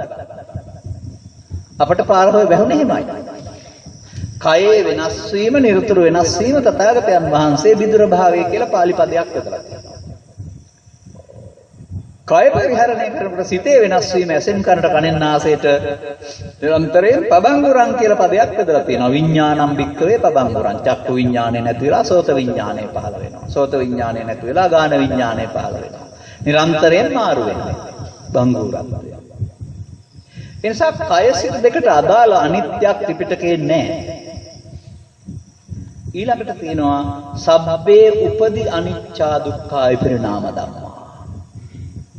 සියලු උපදීන් සම්බන්ධයෙන් තමයි බුදුන් වහන්සේ වදාළ අනිත් දුක්ඛ අනාත්ම හේවත් විපරිණාම බව ධර්මයේ බවට පත් වෙන්නේ. උපදි කියන්නේ අර රූප වේදනා සංඥා සංකාර පහ උපාදාන බවට පත් වෙනකොට එහි රැස් වෙන කෙලෙස් වලට. ලෝභයට, ද්වේෂයට, මෝහයට, ඊර්ෂ්‍යාවට, ක්‍රෝධයට, වෛරයට, පවට, පිනට, ධානයට අල්ලාගත්ත ඕනෑ කුණුගඩකට. උපදි. උපදේශු බයං දිස්සා. උපදි තමයි ඔබට දුක් බය ගෙනත් දෙන්නේ. එහෙනම් උපදි සම්බන්ධයෙන් නුවණින් බැලිය යුතු අනිත් දුක්ඛ අනාත්මය කෙස්වල, ලොම්වල, නියවල, දත්වල, වටපිටවල, ඉඩකඩම් වල බැලුවට කවදාවත් ධර්මයේ තේරෙන්නේ නැහැ. ඔවුන් ඔක්කොම බෞද්ධ නමින් හිටියට මිත්‍යා දෘෂ්ටි. අන්න ඒකයි අපිට මේ ගොඩ ගන්න ඕන වෙලා තියෙන්නේ. ඒ නිසා තේරුම් ගත්ත පුද්ගලෝ ඊට පස්සේ මේ අනිත්‍ය නොමග යවන්න එපා. කෙස් වැටෙන එක අනිත්‍ය, දත් වැටෙන එක අනිත්‍ය, කෙස් සිදු වෙන එක අනිත්‍ය කියලා. ස්ථිර නැති බව අනිත්‍ය කියලා ගන්න එපා. ඒක විදුරම් පබංගුරම්. මේක නුවණින් දකින්න ඕන දෙයක් නේ. හොඳට මම මේ වචන කියන්නම් තේරුම් ගන්න. කසල දිරා යාම සිදු වෙනවා. දත් වැටීම සිදු වෙනවා. කෙස් සුදු වීම සිදු වෙනවා. හමර වැටීම සිදු වෙනවා. බුදුහාමුදුරුවෝ සිදු වෙන එකක් නෙමෙයි යදා පඤ්ඤාය පස්සති නුවණින් බලන්න ඕන කියලා කියන්නේ. ඒක අපි නුවණින් බලන්න ඕන දෙයක් කරනවාම සිදු වෙන දෙයක් නෙමෙයි. එහෙනම් බුදු සමයේ සිදුවෙන සිදුවීමකට අනිත්‍ය කියලා කියන්නේ නැහැ. අපේ සිත පිරිසිදු වීමට මේ අනිත්‍ය නුවණින් බලන්න ඕන. මොනවද බලන්න ඕනේ කියලා අපි ඊට පස්සේ හොයාගන්න.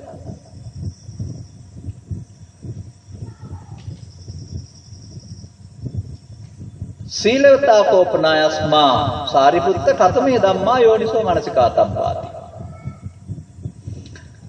ආයුෂ්මත් සාරිපුත්‍රයන් සිල්වත් තුනම මොකද යා නුවණින් කරන්න ඕන. සීලවතා කෝපනායස්මා මහා කොට්ටිත ඉමේ පංච උපාදානස්කන්ධේ අනිච්චතෝ දුක්ඛතෝ අනත්තතෝ යෝනිසෝ මනසිකරන්තෝ සෝතාපට්ටි ඵලං සච්චි කරෙය්‍ය. අන්න අනිත්‍ය බලන්න ඕන තැන තියෙනවා. මේ පංච උපාදානස්කන්ධය තමයි අනිත්‍ය දුක්ඛ අනාත්ම නුවණින් බලන්න වෙන්නේ නැහැ. එහෙනම් අනිත්‍ය වැරදි නම් පංච උපාදානස්කන්ධය වැරදි නම් කොහොමද සිත් පිරිසුදු වීමක් කාටවත් වෙන්නේ? අන්න මේ ගැඹුරු දහම නැතුවම අර ආලාර කාලාමලා උද්දකරාම පුත්‍ර කරපු සෙල්ලම් වැඩ අපිත් කර ඉන්නවා භාවනා කරනවා. කෙලෙස් වලින් පලා යාම ටික කාලයකට මග ඇරීම ඇරුණාම බෙහෙත නැහැ. ලෙඩක් හැබැයි නම් ලෙඩේට බෙහෙත දුන්නාමයි හොඳ වෙන්නේ. මේ සංසාරගත දුක නැමැති ලෙඩක්. මේක හරියට බෙහෙත් හම්බ වෙන්නේ නැතුව දැන් සාමාන්‍යයෙන් ඉස්සරහදී හැදුනාම අදාළ ප්‍රතිකාරය ගන්න නැතුව පෙත්තක් දීලා යටපත් කරන්න පුළුවන් හිටත් ආයෙ හැදෙනවා. අදාළ ධර්ම ඖෂධේ නැති අපි මේක දවසකට දෙකකට පැයකටමාරට යටපත් කරන්න ඉසේ රදයට කොට මාරු කිරීමේ බේත් හොයන්න තියෙනවා. ඇයි? බෙහෙසත්ගේ ගුරුන් වහන්සේගේ බෙහෙත අපි තේරුම් ගත්තේ නැති නිසා බෙහෙත කරගන්න තේරෙන්නේ නැහැ. අර ගාතාව මම කියන්නම් ඔබට. අචිරං මතයං කායෝ පටවින් අදිසෙස්සති චුද්ධෝ අපේත විඥානං නිරත්තංව කලින්ගරං. මේ මට හැම වෙච්ච තවත් වැරදි අර්ථයක්. ඔබත් බණ අහලා ඇති. ඇත්තුන්ගේ දල වැඩක් ගන්න තියෙනවා. ඔහොම එක එක සත්තුන්ගේ වැඩක් ගන්න තියෙනවා. කය දිරා ගියාම මේක මොනවද දර කෑල්ලකටවත් ගන්න බෑ වැඩක් නැහැ කියලා තමයි මේකෙන් කියන්නේ. ඒකද ඔය කියලා තියෙන්නේ. මට නම් එහෙම තේරෙන්නේ නැහැ. මන්දයක් මම තේරුම් ගන්නවා මනෝපුබ්බංගමා ධම්මා. කය නෙමෙයි මේකට මුල් වෙන්නේ සිත.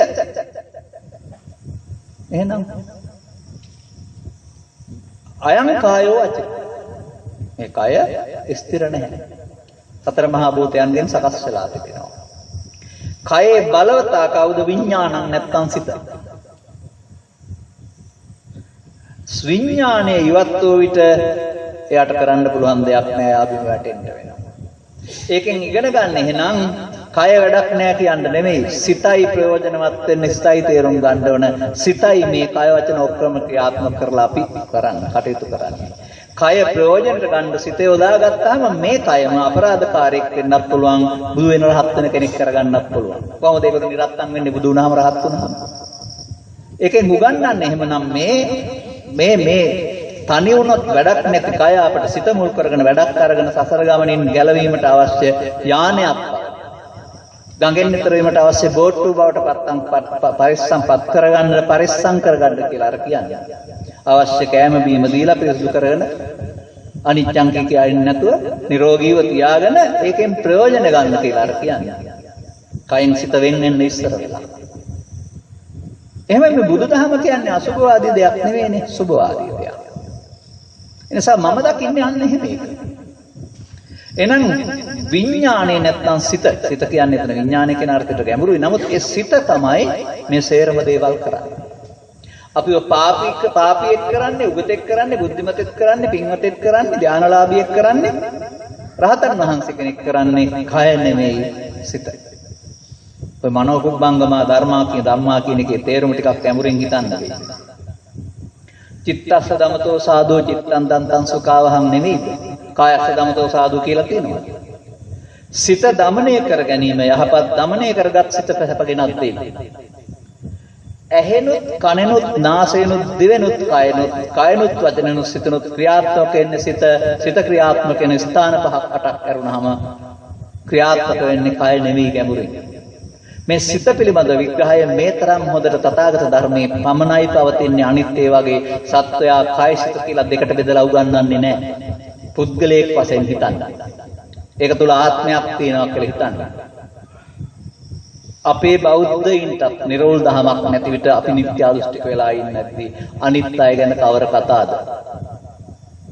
එනිසා අපිට මේ අවශ්‍ය වෙන්නේ මේ නිරෝල් දහමක් මිනිස්සුන්ට දීලා ඔවුන්ගේ සිත්වල තිබෙනා වූ ආගම් ಜಾති කුල ආදී මේ කිලු ටික අයින් කරගෙන එක જાතියක් වෙනවා.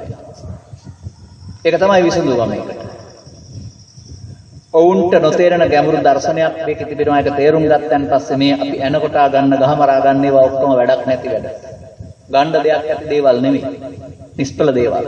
ඊට වඩා ජීවිතේ වටිනවයි කියන එක පෙන්වනවා බුදුසසුනේ. අන්න එතෙන්ට මුළු මහත් සමාජය ගේන්න ඕන ඉදිරියේ. ඒක තමයි අපේ විකල්ප යෝජනාව. වාද ભેද කරලා කඩලා කෑලි කඩන එක නෙවෙයි. ඒ සඳහා අප මේ තේරුම් අරගෙන අපි ඔවුන්ට අවංක වෙලා ඉන්න, අප සංවර වෙලා ඉන්න, අපි හැදිච්ච જાතියක් බව ධර්මයේ සරණින් පෙන්වන්නේ නැතුව අපි ගාවට ඕනේ නැහැ. විදේශිකයන් එන්නේ නැහැ. එහෙම සජීවී දහමක් මේක. අපේ මේ සිත පිරිසිදු වීම තුළ වෙනස් වීම තුළ අපි පුදුමාකාර විදිහේ මානසිකත්ව අගය කරන පිරිසක් බවට පත් වෙනවා. ඒක වුන්ට දැනෙනවා. අන්න එහෙමයි ඒක දැනෙන්නේ. අපි තවත් ටිකක් එහාට යමු. අපි මේ කතා කරගෙන ආපු එකේ ඊළඟ වචනේ මම ඔබට පෙන්නන්න ඕන. සංඛාර කොහෙද තියෙන්නේ? අර බලන්න බුදුහාමුදුරුවෝ අනිත්‍යකානත් වශයෙන් බලන්න කියලා තියෙන්නේ මොනවද? අපේ වක්කලි හාමුදුරුවන්ට ධර්ම කියන පදේ යටතේ ධර්මය උගන්වන්නේ කොහෙද? මේ රූප වේදනා සංඥා සංකාර පහට එන දේවල් අනිත්‍යකානත් වශයෙන් බලන්න කියලා. සරියුත් හාමුදුරුවෝ මහා කොට්ටිත හිමියන්ට කියන්නේ මොකක්ද? පංච උපාදානස්කන්ධය අනිත්‍යකානත් වශයෙන් දකින්න පුළුවන් නම් තෝවාන් වෙනවා. එතකොට භාවනා කරලා තෝවාන්නේ නැහැනේ කවුරුවත්. පංච උපාදානස්කන්ධය තේරුම් අරගෙන එහි ඇත්ත අනිත්‍යකානාත්මය Taman ළඟ තියෙන නිස්සකාත්මය නැමැති මිත්‍යා දෘෂ්ටිය කියලා තේරුණාම මේක අතාරින්න හිතෙනවානේ. එනිසා බුදුරජාණන් වහන්සේගේ මිනිසා හදන ධර්මයට මූලික වෙන දේ තමයි පංචස්කන්ධය පංච උපාදානස්කන්ධය. ඒක හරියට ලියා ගන්න බැරි වුණොත් එතනින් එහාට පුරාණ බෙර කඳ නැහැ, අලුත් ඇන වලින් තමයි අපි වැඩ කරන්නේ. මේ ඇන කොච්චර තියෙනවද කියලා මට පැය ගාණක් කිව්ව හැකියි. එකක් විතරක් කියන්නේ ඔය. හැම දෙයකටම බුදුහාමුදුරන්ගේ ධර්මය එක්ක ඔබ සලායතන වල ක්‍රියාකාරීත්වය ඉගෙනගෙන ඉන්න වෙනවා. එහෙම නැත්නම් පංචස්කන්ධයේ ක්‍රියාකාරීත්වය ඉගෙන ගන්න. මේ දෙකෙන් තමයි මේ ඇතුළත රිංගලා මේකෙන් නිදහස් වෙන්න පුළුවන්. මම කියවලා තියෙනවා. අජ්ජත්තික ආයතනානි තිස්ස වචනීය කියලා පදයක්. මහන්නේ දුක්ඛ සත්‍ය කියන්නේ ආධ්‍යාත්මික ආයතන 6. ආධ්‍යාත්මික ආයතන 6 කියන එකේ තේරුම බාහිර තියෙන රූපේ, සද්දේ, ගන්ධ, රසය කියන එක නෙමෙයි. ඇස, කන, නාසය, දිව, කය. මේ බාහිර ඇස නෙවෙයි එතකොට. බාහිර කය නෙවෙයි. ආධ්‍යාත්මික කියන එකෙන් පෙන්වන්නේ ඒක යම්කිසි ප්‍රසාදයක පිහිටන තැනක් කියලා. ඒක හදාගත්ත දෙයක්. එනිසා ඒබඳු ගැඹුරු දර්ශනයක් දේශනා කළ දහමක උරුම කරුවන් අපි. ඔබගේ සහ පූජනීය මහා සංඝරත්නයේ සහයෝගීත්වයෙන් ග්‍රන්ථ වශයෙන් සහ කටපාඩමින් අද දක්වා ප්‍රවේශම් කරගෙන ආවා වූ මේ වගකීම දැරුවා වූ જાතියක් අපි. මොකටද? හඳුන් කුරුපත්තු කරලා දුම් අල්ලන්න නෑ. ඒ බේත් වට්ටෝරුව කියෝලා ඒකේ තියෙන බේත අරගෙන බීලා ලෙඩේ හොඳ කරගන්න. ඉදිරියටත් මේ බේත් වට්ටෝරුව පරිස්සම් කරන්න ඕන කියන්න බයන්න විතරක් නෙමෙයි ඒකේ බේත හොයාගෙන පාවිච්චි කරන අයට පාවිච්චි කරන්න ඒ ප්‍රවේශම් විය යුතුයි. තවත් වසර ලක්ෂ 5කට හෝ 10කට හෝ 50කට පුළුවන් නම්. වදන තිබිලට බෑ තිබුණාට බෑ අදාළ ධර්මයේ මතුවෙන්න බෑ. බලන්න යෝචේ වස්ස සතන් ජීවේ අපස්සං උදයව. කෙනෙක් අවුරුදු 100ක් ජීවත් වුණාට වැඩක් නැතිලු ස්කන්ධ පංචකයාගේ ඉදීම මැරීම දන්නේ නැතුව. ඒකහන් ජීවිතාංශයෝ එක දවසක් ජීවත් වෙන්න පුළුවන් නම් ස්කන්ධ පහේ ඉදීම මැරීම දැනගෙන ඒක ශ්‍රේෂ්ඨයි. ස්කන්ධ පහේ ඉදීම නැමැති ක්‍රියාවලියක් තියෙනවා අපි ළඟ. ඒකට ස්ත්‍රී පුරුෂ ගිහි පැවිදි ભેදයක් නැහැ. ඒක වරද්දාගත්තොත් ආයෙත් ධර්ම විනය පාවිච්චි කරන්න බැරි වෙනවා. හොඳට තේරුම් ගන්න. මේ වර්තමාන සමාජයේ බෞද්ධ සංගමය සකස් වෙලා තියෙන ස්කන්ධ පංචකය මුල් කොටගෙන නෙවෙයි.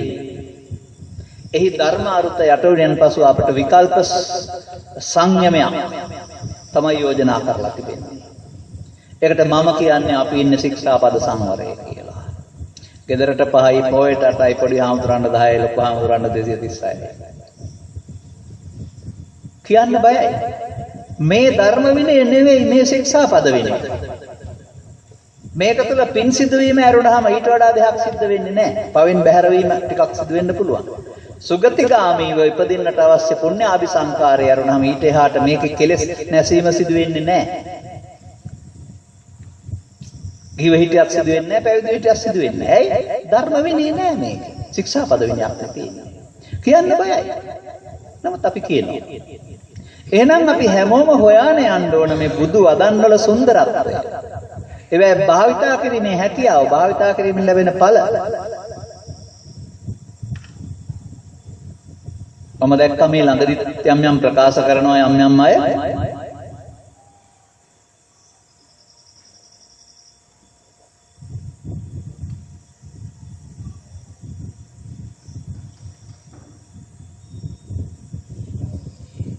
ගිහි පැවිදි ඔවුන් කයට තමයි පංචස්කන්ධය කියන වචනේ පාවිච්චි කරන්නේ. ගම්බද අපදුල් බද්දේ වෙද මහත්යත් කයට තමයි පංචස්කන්ධය කියලා පාවිච්චි කරන්නේ. නමුත් මේ අපදුල් බද්දේ වෙද මහත්යාගේ පංචස්කන්ධය නෙමෙයි බුදුහාමුදුරන්ගේ පංචස්කන්ධය කියන එක බණෝන අය හැමෝම ඉගෙන ගන්න ඕන. මතක තියාගන්න. තථාගතයන් වහන්සේගේ මේ සතර දුකින් මිදෙන ධර්මයේ දේශනා කරලා තිබෙන්නේ ස්කන්ධ පංචකය තුල. ස්කන්ධ පංචකය කියන්නේ අපේ ජීවිතයේ ඒකකේ අපට ඇහැට බලන්න බෑ, ඒක ශණයෙන් හටගෙන නැතෙනවා. ඒ ශණයෙන් හටගෙන නැසෙන කාරණේ තුල අපට වරද්දා ගන්නත් පුළුවන්. වරද්දා ගත්තාම දුක් විඳිනවා, නිවැරදි කරගත්තාම දුකින් මිදෙන්නත් පුළුවන්. ඔබට කවදා හරි වැටහෙවි ත්‍රිලක්ෂණය දේශනා කරලා තියෙන්නේ පංච උපාදානස්කන්ධය තුල බලන්න. චතුරාර්ය සත්‍ය දේශනා කරලා තියෙන්නේ පංච උපාදානස්කන්ධයෙන් මිදෙන්න. පටිච්චසමුප්පාදේ නිරෝධය දේශනා කරලා තියෙන්නේ පටිච්චසමුප්පාදේ දේශනා කරලා තියෙන දෙපැත්තට මේ පංච උපාදානස්කන්ධය තුල. සතර සතිපට්ඨානෙ දේශනා කරලා තියෙන්නේ පංච උපාදානස්කන්ධය තුල. කර්ම හතරෙන් කර්මස්තරේ කිරීමේ කර්මය හෝ කර්ම රැස් කිරීම කර්ම දේශනා කරලා තියෙන පංච උපාදානස්කන්ධය තුළ. කාටද පංච උපාදානස්කන්ධය තුළ මේක ගලපලා පෙන්වන්න පුළුවන්? ඔබ පුද්ගලයා වශයෙන් දකින්න. අන්න ධර්ම තියෙනවා, ධර්ම කරුණු පොතේ තියෙනවා, අපිට භාවිතේ නුහුරුයි. භාවිතේට එන්න ඕනේ නේද? මොකක්ද කන්ද කියන්නේ? කන්ද කියන්නේ සමූහයට. පහට කියන්නේ පහක්, සමූහයන් පහක්. සමූහයන් පහට ගන්නෙ කොහොමද කියලා හොයාගන්න. අන්න එතනදී අපට ලැබෙන පොතේ යම්කිසි වැරදි අරුතක් තමයි අපි ඉස්කෝලේ යන කාලේ ඉඳලම පාඩම් කරගත්තේ. එතකොට ඒක වැරදි දෘෂ්ටියක්. ඒකෙන් මිදෙන්න බෑ. ඒ වැරදි එක අපිට භාවිතා කරාට ප්‍රතිඵල ලැබෙන්නේ නැහැ. අන්න පංචස්කන්ධය අනිත්‍ය කියන්නේ රූපේ පංචස්කන්ධේ රූප කියන්නේ ශරීරය ඒක දිරායන එක අනිත්‍ය කියලා ගන්නවා. දැන් බැලුවේ යන්නේ මොනින්ද?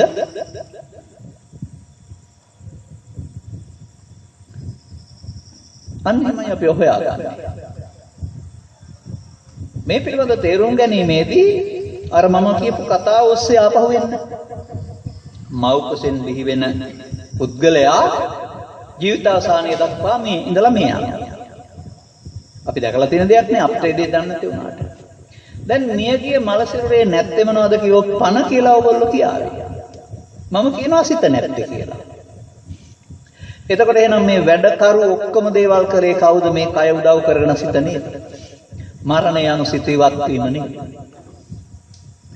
ඒකෙන් ඊට පස්සේ කියනවාද මව්කුසෙන් බිහි වුණ තැන් පටන් මැරෙන කල්ම එක හිතක් තිබුණයි කියලා. ඊළඟට බුදුන් වහන්සේ උගන්වනවා හිත උපදින්න අපට තැන් පහක් තියෙනවා කියලා, හයක් තියෙනවා. ඇස, කන, නාසය, දිව, කය දොරවල් පහ. මේ පහෙන් හිතට ගත්තාම අරමුණු ඒවා නැතුවත් සිතේ අරමුණු උපදිනවා. ඒකට මනෝද්වාරය කියලා කියනවා. ආගම් ભેදයකින් ස්ත්‍රී පුරුෂ ගිහි පැවිදි ભેදයකින් තොර ඔක්කොටම තියෙන්නේ ඇස, කන, නාසය, දිව, කය කිය සිත කියන දොරවල් හය නේද? මොන ආගමක් ඇදහුවත් ඔවුන් උපදින්නේ සිත නේද? ඔවුන් ඒක පිළිගත්තේ නැති වුණාට ඇස නිසා හඳුනන චක්කු විඤ්ඤාණය, කන නිසා හඳුනන සෝත විඤ්ඤාණය, නාසය නිසා හඳුනන ගාන විඤ්ඤාණය. මොහොතින් අපට අවශ්‍ය කාර්යය කරලා දීලා ඒගොල්ලෝ මිය යනවා. එහෙනම් අපට මරණ තියෙන්නේ එකක් නෙවෙයි. කය විඳී යාමේ මරණය සම්මුති මරණයයි මේ ඇසෙන් කනෙන් නාසයෙන් උපදින අරමුණ මොහොතින් මොහොත මිය යන එකක්. ටිකක් වෙලා පවතිනවා නම් ඇස සම්බන්ධයෙන් අරමුණක්, ඒකට කියනවා චක්කුද්වාරික මහතිමහන්තාරම්මන චිත්ත වීති. එතකොට ඒක ටිකක් වෙලා තියෙනවා. සන්තතිය කියනවා මේ කාලයට. හටගත්ත ගමන් නැතෙනවට කියනවා ශනික මරණ කියලා. අපේ ජීවිතවල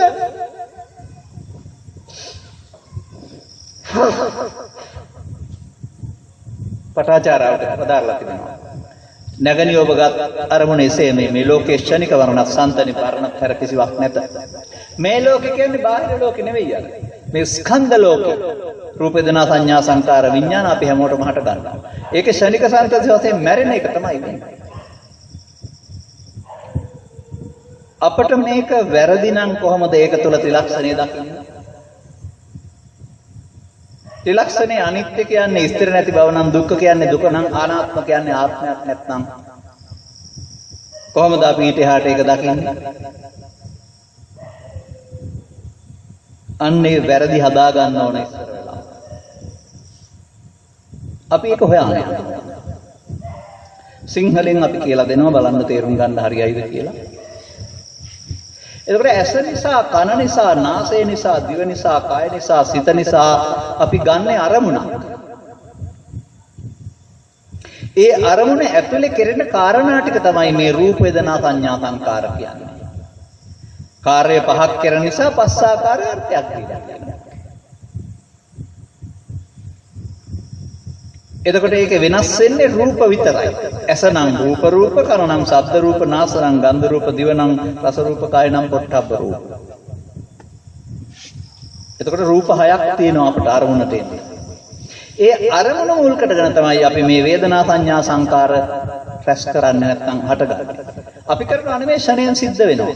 ආගම් ભેදකින් තොර ඕන කෙනෙක් ගාව සිද්ධ වෙනවා. ඔබ ගෙදර ගිහින් ඔබගේ රූපాయని යන්ත්‍රත් ළඟ වාඩි වෙලා ඔබ කැමති නාට්‍යයක් බලන්න. දැන් ඔබ රස විඳින්නේ මොනවද? ඇසට හමු වෙන රූප. ඒවා ලස්සන.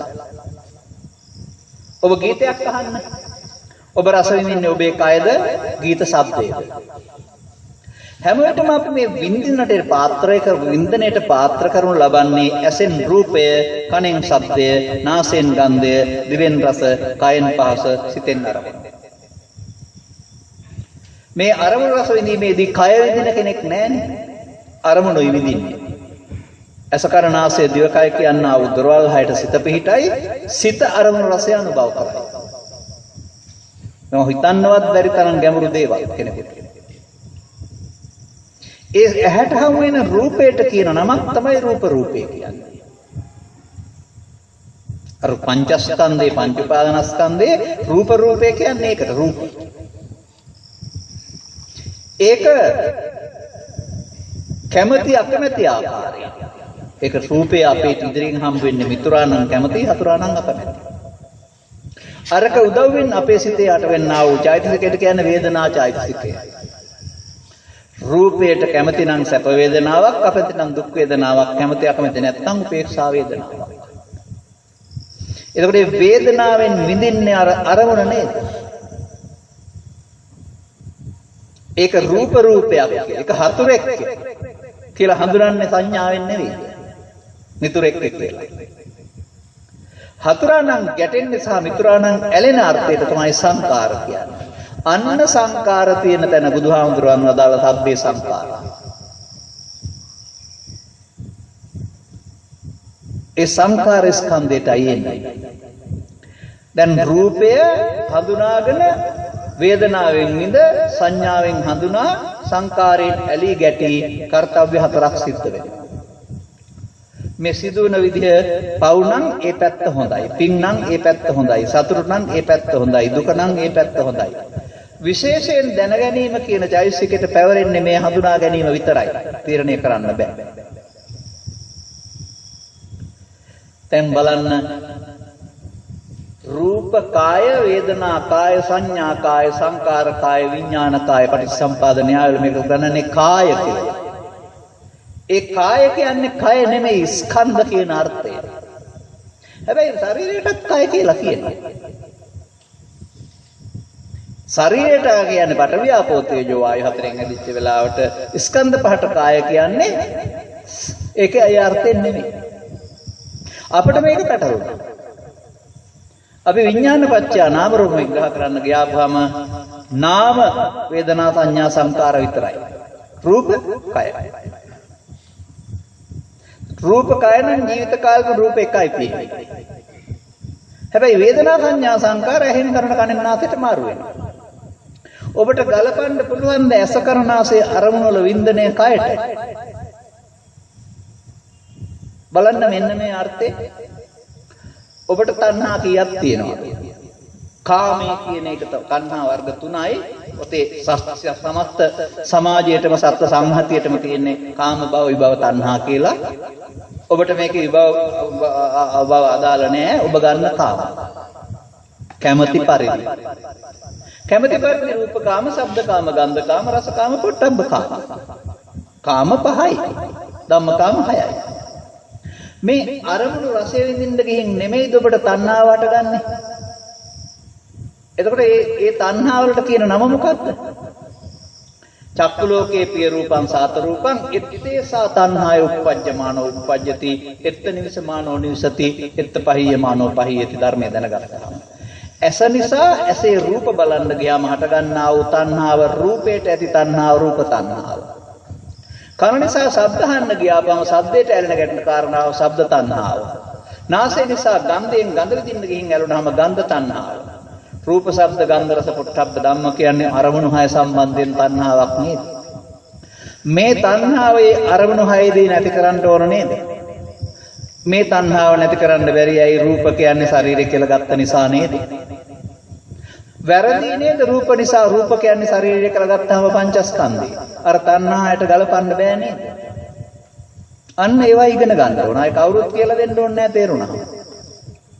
අපිට මේ තණ්හාය නැති කරන්න බැරි ඇයි? අපි තණ්හාය ගැන දන්නේ අපි රූප කියන්නේ ශරීරය කියලා ගත්ත නිසා. නමුත් බුදුන් වහන්සේ වදාළා ඉත්තේසා තණ්හාය එතන තමයි තණ්හාව උපදින්නේ. uppajjamaano uppajjati. උපදිනවා නම් උපදින්නේ. නිවසමානෝ නිවසති. වාසය කරනවා නම් වාසය කරන්නේ. පහියමානෝ පහිය. අන්න ධර්මයේ දැනගත්තාම ඒ තණ්හාව ඇසෙන් කනෙන් නාසෙන් දිවෙන් කයෙන් අර සයාකාර තණ්හාව ප්‍රහීන කරන්න වෙන්නේ අරමුණ තුළ නෙවෙයිද? රූපේ අරමුණක්, ශබ්දේ අරමුණක්, ගන්ධේ අරමුණක්, රසේ අරමුණක්. අපිට මේක ගලපා ගන්න බැරි උනේ රූප කියන්නේ පඨවි ආපෝ තේජෝ කියලා ශරීරයකට ගත්ත නිසා නේද පංචස්කන්ධය. මොන පොතේ තිබුණත් බලන්න අත්හදා බලලා මේක වැරදි නැද්ද කියලා. මොකද මා පිටක සම්පදානයි. අර බුදුන් වහන්සේ වදාළ ඉගැන්වීම් වල පවතින කාලාම සූත්‍රයේ වැරදි නම් පිටකේ තිබුණත් පිළිගන්න එපා. ගුරුවරයා කිව්වත් පිළිගන්න එපා. ධර්මයට වැරදි නම් ඔහුට වැරදිලා තියෙන්න පුළුවන් වරද අතහැරලා දාන්න කියලා. තව එහාට මම පෙන්නනවා මේක. මොකද මේ පංචස්කන්ධේ වැරද්ද හදාගන්න නැතුව පංචස්කන්ධේ අනිදුක්ඛ අනාත්ම වශයෙන් බලන්නේ කොහොමද? ඒක පංචස්කන්ධේ නම් වූ පංච උපාදාන ස්කන්ධය තුල නුවණින් බලන්න ඕන දෙයක් කරුණාම ලෝකෙ සිදුවෙන දෙයක් නෙවෙයි. ඒ නුවණින් බැලීම තුළ තමයි අර නුවණින් නොබැලීම තුළ අපරිසුදුනා වූ සිත ටික ටික පිරිසුදු කරගන්න පුළුවන් කමක් තිබෙන්නේ. ඒ අපරිසුදු වීම තුළ තමයි ඔබට දුක් හට ගන්න පටන් ගන්න. පිරිසුදු කර ගැනීම තමයි ඔබ විසින් බුදුදහම තේරුම් අරගෙන ජීවිතයේදී අනුගමනය කළ යුතු මාර්ගය. රැකියාවට පරිබාහිරව ඔබට පැවති පෙන්නා වූ වගකීම් වලට පරිබාහිරව තමා ගලවා ගැනීම. එනිසා ධර්මයේ වැරදි නම් ඔළුවෙන් හිටගෙන උත්සාහ කළත් වැඩේ නම් වෙන්නේ නැහැ. බුදුරජාණන් වහන්සේ වදාළ ධර්මයේ වැරදි කියලා නෙවෙයි කියන්නේ. අර මම පෙන්වුවේ එක තැනකින් කියපු දේ 10 දෙනෙක් ගාවට වෙන දෙයක් කියන්නේ කියලා. පරම්පරා 25ක් යස්සේ එනකොට මේ භාවිතයෙන් අපි අවභාවිතයට වැටිලා. වැරදි අර්ථකථනයන් එකතු කරගෙන. බලන්න සම්බුද්ධත්ව පදයට මම අර්ථයක් දෙන්නම්. බුදුන් වහන්සේ සංයුත්ත නිකායේ පවතින සම්බුද්ධත්ව සූත්‍රය තුල වදාරනවා මහණෙනි මම ආස්වාදයේ වශයෙන් ආදීනව වශයෙන් දැකලා ආස්වාදයෙන් මිදෙන්න කල ලෝකෙට සම්මා සම්බුද්ධ කියලා කිව්වේ නැහැ. යම් විටක ආස්වාදයෙන් දැකලා ඒකේ ආදීනව දැක්කන් පස්සේ මම ආස්වාදයෙන් මිදුණා.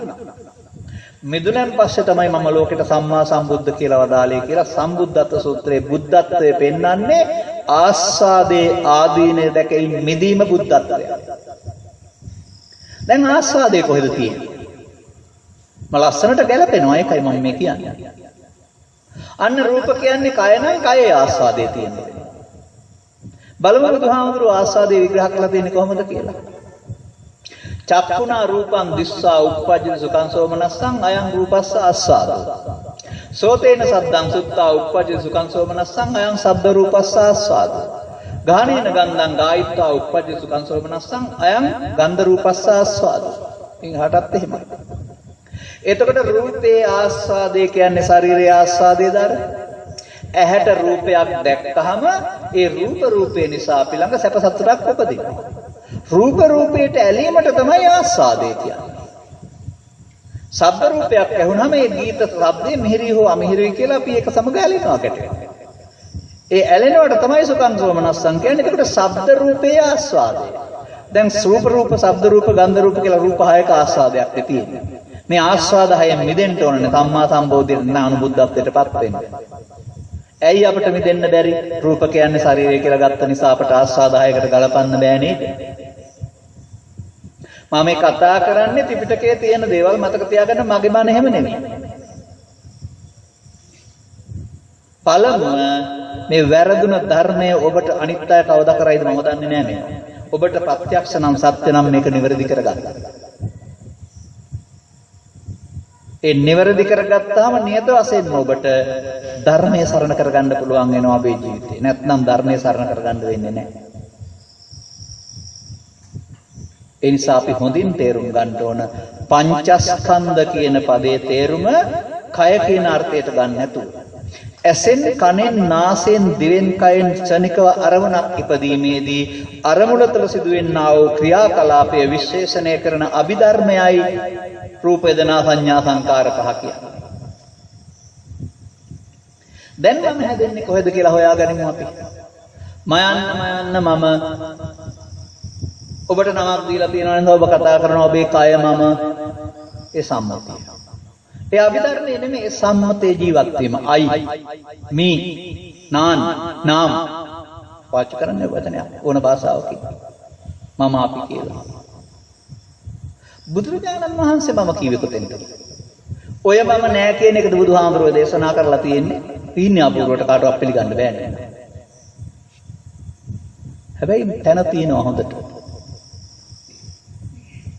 කොතනද තියෙන්නේ? සක්කාය කියලා සූත්‍රයක් තියෙනවා. එහෙම නැත්නම් චුල්ල වේදල්ල කියලා සූත්‍රයක් තියෙනවා. මේවා කියවපු නැති කට්ටිය තමයි ඔය කය කොටස් 32කට බෙදලා මේකේ මම කියලා කෙනෙක් නෑ කියලා වෘෂභ ගණේ බණක් නොගැඹුරු බණක් සත්‍යා නොමග යවන බණක් මේ සමාජයට උගන්වලා තියෙනවා. වෙන වචන නෑ මට ඒකට කියන්න. අපි හොයාගන්න බලමු.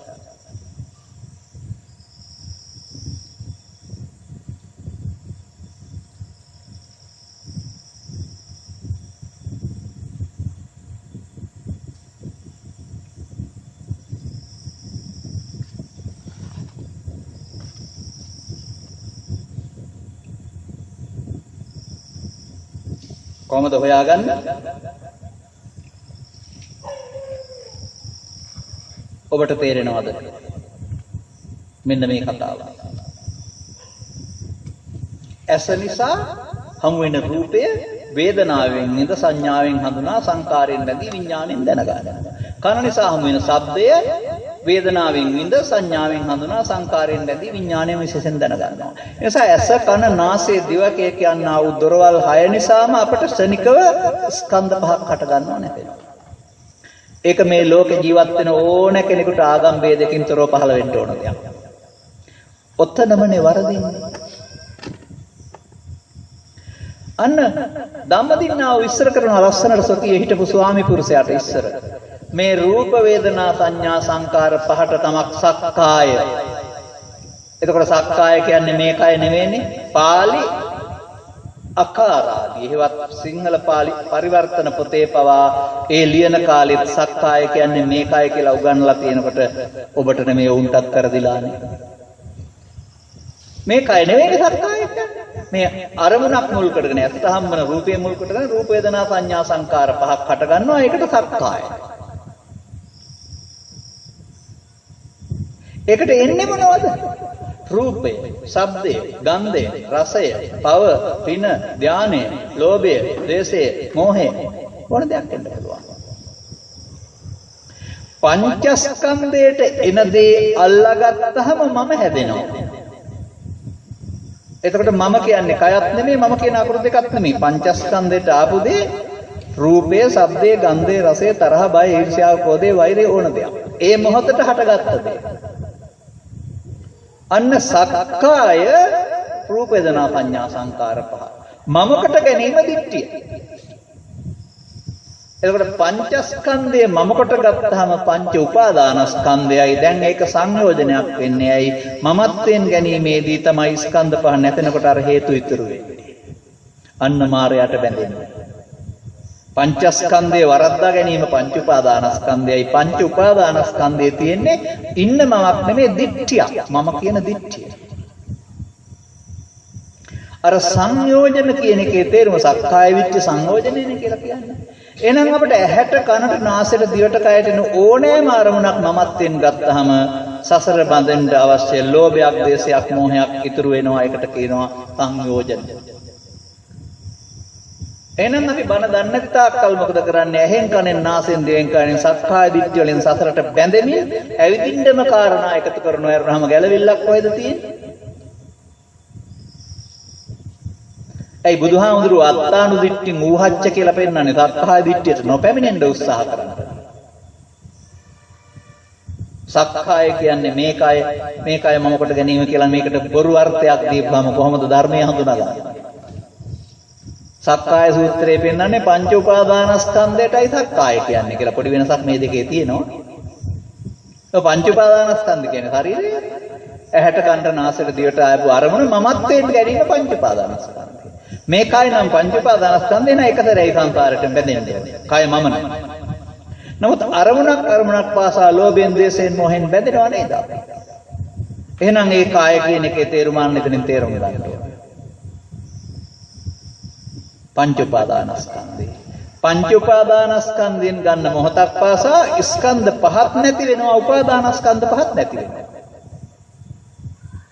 ඒ නැති වෙන එක අනිත්‍ය නම් බුදුහාමුදුරුවෝ වණ කියන්න ඕන නෑ. මේ ලෝකේ ඉන්න ඕන කෙනෙක් ගාව ඇහැට ගැටෙන ගමන් මොක හටගෙන නැතෙනවා.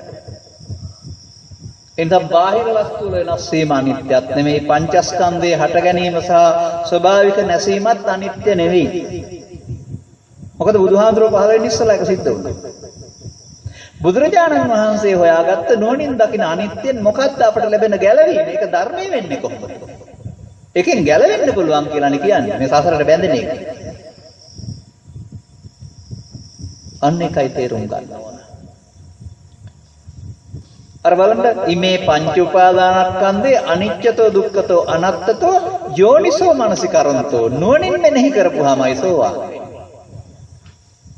පංච උපාදානස්කන්ධය දන්නේ නැත්නම් කොහොමද අනිත්‍ය දුක්ඛ අනාත්ම බලන්නේ? දැන් මේ අනිත්‍ය සහ නිට්ටය කියන දෙකේ වෙනස එතනින් තේරුම් ගන්න ඕන. නිට්ටය කියන්නේ ස්ථිරයි කියන එක නෙමෙයි. අනිත්‍ය කියන්නේ ස්ථිර නෑ කියන එක නෙමෙයි. මේ බාහිර වස්තුන්ගේ ස්වභාවය වෙනස් වෙන ස්වභාවය මම කියවේ විදුරන් පබංගුරන් නැත්නම් සිංහලෙන් අනියත බව. ඒක ඇහැට පේන දෙයක්. බුදුරජාණන් වහන්සේ දුකින් මිදීමට කෙලෙස් නැසීමට භාවිතා කරන්න කිව්වෝ නෙමෙයි. නුවණින් දකින අනිත්‍යයක්. එහෙනම් ඕක වෙන්නේ කොහොමද? අන්න නුවණින් දකින අනිත්‍යයි දෙනුවණින් දකින අනිත්‍යයි දෙක එකකට ගත්තා පටන් අපට බුදුහාමුදුරන්ගේ සරණ අනාගත බුදුහාමුදුරන්ට බාර දීලා පුණ්‍යක් ශ්‍රේෂ්ඨය තුල වැජඹෙන්න වෙලා තියෙනවා. පිනින් එහාට යන්න පාරක්. පිනත් අபிසංකාරයක්, පවත් අபிසංකාරයක්, ධානයත් අபிසංකාරයක්. පවේ දුක් විපාක වැඩි, පිනේ දුක් විපාක තියෙනවා. ඒ ඉවර නෑ තුන් විපාක සහිතව අபிසංකාරයක් සසර ගමන නිවනක් නෑ. අபிසංකාරය තුල අපි සසර කොටුණ සත්‍යෝ බව දන්නේ නෑ කවුද? අපට සංඛාර රැස් කිරීම සැපයි කියලා උගන්වලා තියෙනවා. අරුණාම සංඛාර නිරෝධ කරන පාරක්වත් අපි දන්නේ නෑ නේද? භාවනා කරන්න ගිහින් ඉඳගෙන හිටියට ඒ භාවනා කරන්න ගිහින් ඉඳගෙන ඉන්න පුද්ගලයාට තේරෙන්න ඕන සංඛාරය නිරෝධය කරන්නේ කොහොමද කියලා. නැත්තම් වැඩක් නෑ. නිසා අපි මේ කතා කරන්නේ ඔය හැමතැනම තියෙන බොහොම ලේසි වැඩ නෙවෙයි. අපට ඕන තථාගතයන් වහන්සේ අපි වෙනින් බිහි වෙලා එලි කරපු ධර්මයේ ඇත්ත එළියට අරගෙන ඒක භාවිතා කරන්න. තේරෙන ඕන කෙනෙකුට. එනම් මාසස ප්‍රමාණවත් නැ අනිත්‍ය දකින්න. ඒකයි යදා පඤ්ඤාය පස්සති. දැන් මම කියපු කතාව හරිය නැද්ද? අනිත්‍ය දුක්ඛ අනාත්මය දේශනා කරලා තියෙන වතු පිටි වලද, ගෙවල් දොරවල් වලද පංච උපාදානස්කන්ධය තුලද? ඔබට පංච උපාදානස්කන්ධය තුල අනිත්‍ය නුවණින් බලන්න වෙනවා. අරනම සිදු වෙන්නේ නැහැ. සිදු වෙන එක වෙන එකක්. බෞද්ධයා තුල සිද්ධ වෙනවා, අනිත් අය ගාව සිද්ධ නැහැ. හැට රූපයක් පෙවුනම හටගත්ත ගමන් ස්කන්ධ පහ වෙනවා නැතෙනවා. මේ සමාජය තුල මේ ස්කන්ධ පහේ හටගෙන නැසෙන එකටත් අනිත්‍යලා උගන්වන අයත් ඉන්නවා. උන්ටත් තරදිලා නේද? මොකද මේ මමත්වයෙන් ගැනීමේදී මායයට බැඳෙන්නේ. අපි එතන වචනේ ගමුකෝ. එතකොට තේරෙයි. මේකට ගැළපෙන සූත්‍රයේ උන්වහන්සේ සංයුත්ත නිකාය දේශනා කරනවා මඤ්ඤමානෝ කෝ බික්ඛු බද්දෝ මාරස්ස. අර කය කියන්නේ මම නම් ජීවිතේට එකතරයයි මම කියලා ගන්නේ නැහැ. එකතරයයි මායයට බැඳෙන්නේ. ලෙහන්ඩත් කොහොම ලේද එකපාරයි කඩන්නේ. නමුත් රූප වේදනා සංඥා සංකාර පහට එද්දී රූපය, ශබ්දය, ගන්ධය, රසය, ලෝභය, දේශය මමත්වයෙන් ගැනීමේදී මොකද්ද මේ මායයට බැඳෙනවා කියන්නේ? අර මඤ්ඤමානෝ කියන එකේ තේරුම මගේ මම මගේ ආත්ම කොට ගන්නවා පංචස්කන්ධය කියන්නේ අල්ලා ගන්නවා. ඇලෙන. ඇලුනහම ඒක අවසන් වෙන්නේ හේතු ඉතුරු වෙලා. ඇලුන් නැත්නම් ඒක අවසන් වෙන්නේ හේතු ඉතුරු නොවි. ඇලිලා අවසන් වෙන එක අනිත්‍ය නෙවෙයි, නිට්ටය සුඛාත්ම. ඇලෙන්නේ නැතුව අවසන් වෙනකොට තමයි සසර ගමනට හේතු ඉතුරු නොවි අවසන් වෙන්නේ. හේතු ඉතුරු නොවි අනුසන්න එකට තමයි බුදුහාමුදුරුවෝ අදාළ නුවණින් දකින අනිත්‍ය කියලා කියන්නේ. ඒක බලන්න බෑනේ, පේන්නේ නැහැ, වෙන්න ඕනේ. ඒක බලන්න ඕනෑකමින් ප්‍රඥාවෙන්. දැන් අරමුණක් හටගෙන නැසෙන එකේදී මේ ලෝභ දේශ මොහ හේතු අபிසංකාර වෙන එකට කියන්නේ අවශේෂ නිරෝධය. නිරෝධයක් තියෙනවා ඒකේ. නමුත් අවශේෂ වෙලා යලි ඵල හට ගන්න හේතු ඉතුරු වෙලා පින් සිද්ධ වෙනවා, පව් සිද්ධ වෙනවා, ධාන කුසල් සිද්ධ වෙනවා කියන එකේ තේරුම අවශේෂ නිරෝධයයි. හැබැයි බුදුහාමුදුරුවෝ සමාජයට දේශනා කළේ නිර්වශේෂ නිරෝධය. හේතු ඉතුරු නොවි අවසන් වෙනවා. අවශේෂ නිරෝධය නිත්‍ය සුඛාත්ම, නිර්වශේෂ නිරෝධයේදී තමයි නුවණින් දකින අනිත්‍ය අනාත්මය ක්‍රියාත්මක වෙන්නේ. එහෙනම් සංසාර ගමනේදී පංචස්කන්ධේ වටහා ගත්තේ නැති අසුත්වා පුදුජනෝ අරියාණං අදස්සාවි අරියස් ධම්මේ ආකෝවිදු අරියස් ධම්මේ ආවිනීතෝ. පෘථග්ජනයා කියන පුද්ගලයා මව් කුසෙන් බිහි වුණ තැනලා මැරෙනකම් ඉන්න මමක් ඉන්නවයි කියලා හිතන් ඉන්නව ඇරුණාම මේ ස්කන්ධ පහෙන් පහට මෙහෙම දෙයක් සිදු වෙන බව දන්නේ නැහැ. ඒ නිසා රූපේ වේදනාව සංඥාව සංකාරය මම කියන එකේ රූපය තුල මම ඉන්නවා, මම තුල රූපේ ඉන්නවා, රූපයයි මමයි රූපය කියලා ගන්නවා. ඒ ස්කන්ධ පංචකයේ එකකට හතර ගානේ පස් ආකාරයෙන් ගත්තාම ස්කන්ධ පංචකයේ 5යි 20යි 20 ආකාර මිත්‍යා දෘෂ්ටි. සත්‍යය සසර ඇවිදින්නේ පවපින ධානයේ ඔස්සේ 20 ආකාර මිත්‍යා දෘෂ්ටිය බව ඔබට කියලා දුන්නේ නෑ නේද කවුරුත් තව. අර පවපින් විශ්වාස විස්කරණ නොකරන එක විතරයි මිත්‍යා දෘෂ්ටිය කියලා කියන්නේ. මේ දසවස්තුක සම්මාදිට්ඨියේ ඉන්න 20 ආකාර මිත්‍යා දෘෂ්ටියක් තුළ මේකෙන් මිදෙන්න ඕන ආර්ය සම්මාදිට්ඨිය කියන එක. මම එහෙනම් ඔබට දුක් ගෙනත් දෙන්නේ ඔබේ කය නෙමෙයි. අර මයන්නට අදාළ දිට්ඨිය. මමත්වය. ඒ මමත්වයට තමයි ඔබ අහංකාරය කියලා සිංහල වචනයක් හදලා තියෙන්නේ. පාලියෙන්නේ අහං කියන්නේ මම කියන එකනේ, කාර්යය කියන්නේ කරගැනීමනේ. ඔබ සිංහලෙන් එක ආඩම්බර කියන අර්ථය අරන් තියෙනවා. ඕනෑම රූපයකදී, ශබ්දයකදී, ගන්ධයකදී, රසයකදී, පවකදී, පිනකදී, දෙයකදී මම කොට ගත්තොත් ඔහු අහංකාරයි. අහංකාරය විනාශයට මුලය. අහංකාරයේදී මොකද වෙන්නේ? ස්කන්ධ පහ නැති වුණාට යලි උපදින්න හේතු ඉතුරු වෙනවා. අන්න ඒකයි අபிසංකාරයේදී හේතු ඉතුරු වීම. පවේදිත් සිද්ධ වෙනවා, පිනේදිත් සිද්ධ වෙනවා, ධානයෙත් සිද්ධ වෙනවා, අල්ලා ගැනීම තුල, මමත්වෙන් ගැනීම තුල. මොනවා සිද්ධ වුණත් ඒකට අදාළ ඵලය නැත්නම් මේ හේතු තිබ්බොත් ඵලය හටගන්නවා. දැන් එහෙනම් සත්‍යය යනු හේතුඵල නේද? කය උදව් කරගෙන ඔබ පව් හේතු තියලා, පින් හේතු තියලා, ධාන හේතු තියලා මෙහෙන් ගියාට ඔබට අදාළ ඵලය හමු වෙනවා. ඔබ කය කියලා හිතන් හිට කය පරලෝ ගියේ නෑ. සිතත් මෙතන නැති වුණා, පරලෝ ගියේ නෑ. අර අවශේෂ නිරෝධය නේද අනාගත ඵලයක් හදලා දුන්නේ. ඒයි අවශේෂ නිරෝධය සිද්ධ වෙන්නේ තණ්හා උපාදාන භව අවිද්‍යා සංඛාරා තුළ. මමත්වෙන් ගැනීම තුළ තමයි මේ හේතු ඉතුරු වෙන්නේ. හේතු ඉතුරු වෙන්නේ කයෙත් නෙමෙයි, ස්කන්ධ පංචකයක් තුළ නෙමෙයි. ඉන්සායකට කියනවා අවිද්‍යා පත්‍ය සංඛාරා. අර සංඛාර ඔබට තියෙන සංඛාර නිරෝධ කරන්න නැතුව සසර ගමන ඉවර කරන්න බෑ නේද? තියෙන සංඛාර පමණ නිරෝධ කරන්න ඕන. අපුඤ්ඤාවි සංඛාර නම් ඒක නිරෝධ කරන්න වෙයි. පුඤ්ඤාවි සංඛාර නම් ඒක නිරෝධ කරන්න වෙයි. ආනිජ්ජාවි සංඛාර නැත්නම් ඒව උපදවගෙන නිරෝධ කරන්න යන්න ඕන නෑ. නැත්නම් වදයක් නෑ නේද? බලන්න සංඛාර පදේ ගැඹුර. දැන් එහෙනම් අපි තව ටිකක් එහාට ඒක තනි වචනෙන් මේ අවසන් කොටස පැහැදිලි කරගන්න. මේ අරමුණ හේතු ඉතුරු වීම ජීවිතය තුළ බුදුහාමුදුරුවෝ විග්‍රහ කරන්නේ නැහැ. ඇසෙන් ගන්න අරමුණක් තුළ විග්‍රහ කරන්නේ. ඇසෙන් හෝ කනෙන් හෝ නාසයෙන් හෝ ගන්නා වූ හටගෙන නැසෙන අරමුණක් තුළ තමයි පටිච්ච සමුප්පාද කියන ධර්මයේ ගැඹුර සිද්ධ වෙන්නේ. කවදාවත් එහෙම ඔබ හිතලා නැහැ. මොකද ඉස්කෝලේ උගන්වනවා අවිජ්ජා පත්‍ය සංඛාරා මෞකිසර ජීවිතේ. ඒ නිසා සංඛාරපච්චය විඥානං මෞකසට.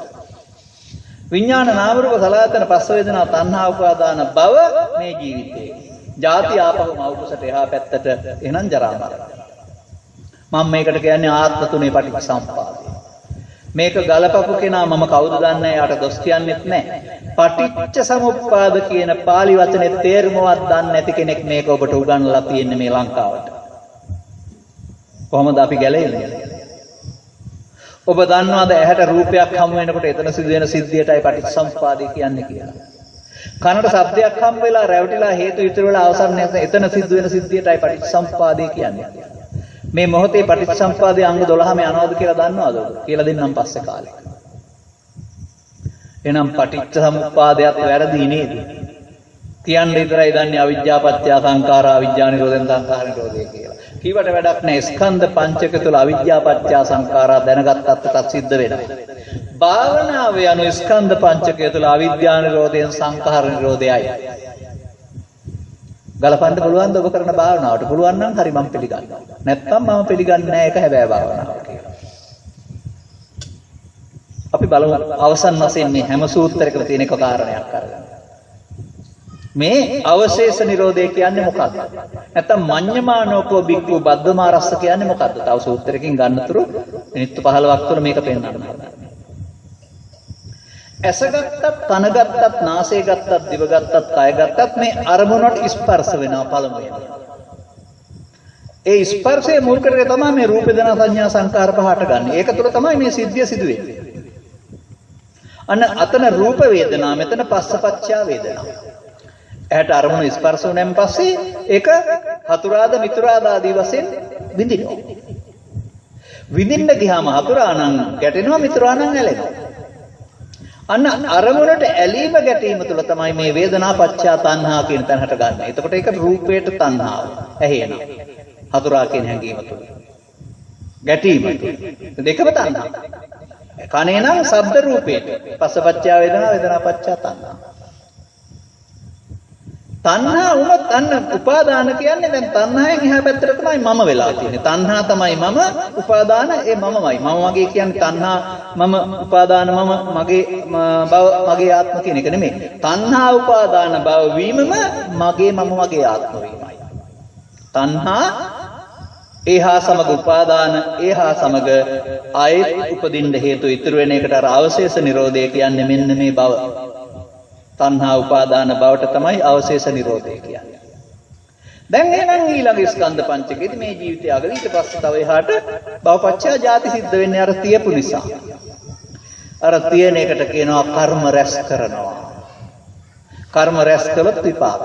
මුළු මහත් සංසාරයේම පුණ්‍ය අපුණ්‍ය ආනිජ්ජාවි කර්මවල විපාක.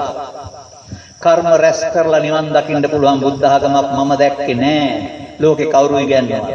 මම දකින්නේ කර්මක්ෂය කිරීම තුළින් සසර ගමන ඉවර කරන්න පුළුවන් බුදුදහමක්. ඒක තියෙන්නේ අංගුත්තර නිකායේ සත්ත්වනිකායේ සප්ත කර්ම සූත්‍රවල. කර්මක්ෂය කිරීමේ කර්මය කියලා එකක් තියෙනවා. ඒ කර්මයේදී තමයි අවශේෂ නිරෝධය කියන එක සිද්ධ වෙන්නේ. ඒක කළොත් නැත්නම් වචනේ වැරදුනා. නිර්වශේෂ නිරෝධය කියන එක සිද්ධ වෙන්නේ. නැත්නම් අපිට පුද්ගලය වශයෙන් ගත්තාම අවශේෂ නිරෝධය සිද්ධ වෙන්නේ. අවශේෂ නිරෝධයේ භාවනාව නෙමෙයි පමාවයි. අවශේෂ නිරෝධය අවිද්‍යාවයි. අයනිශේෂ නිරෝධය අයෝනිසෝ මනසිකාරය. සසරේ පමා වෙනවා කියන්නේ මේකට. පස්සපච්චා වේදනා, වේදනා පච්චා තණ්හා, තණ්හා පච්චා උපාදාන, උපාදාන පච්චා භව ජීවිත තුනක් ගලපන්න ඕනේ. අරමුණ තුළ සිද්ධ වෙනවා.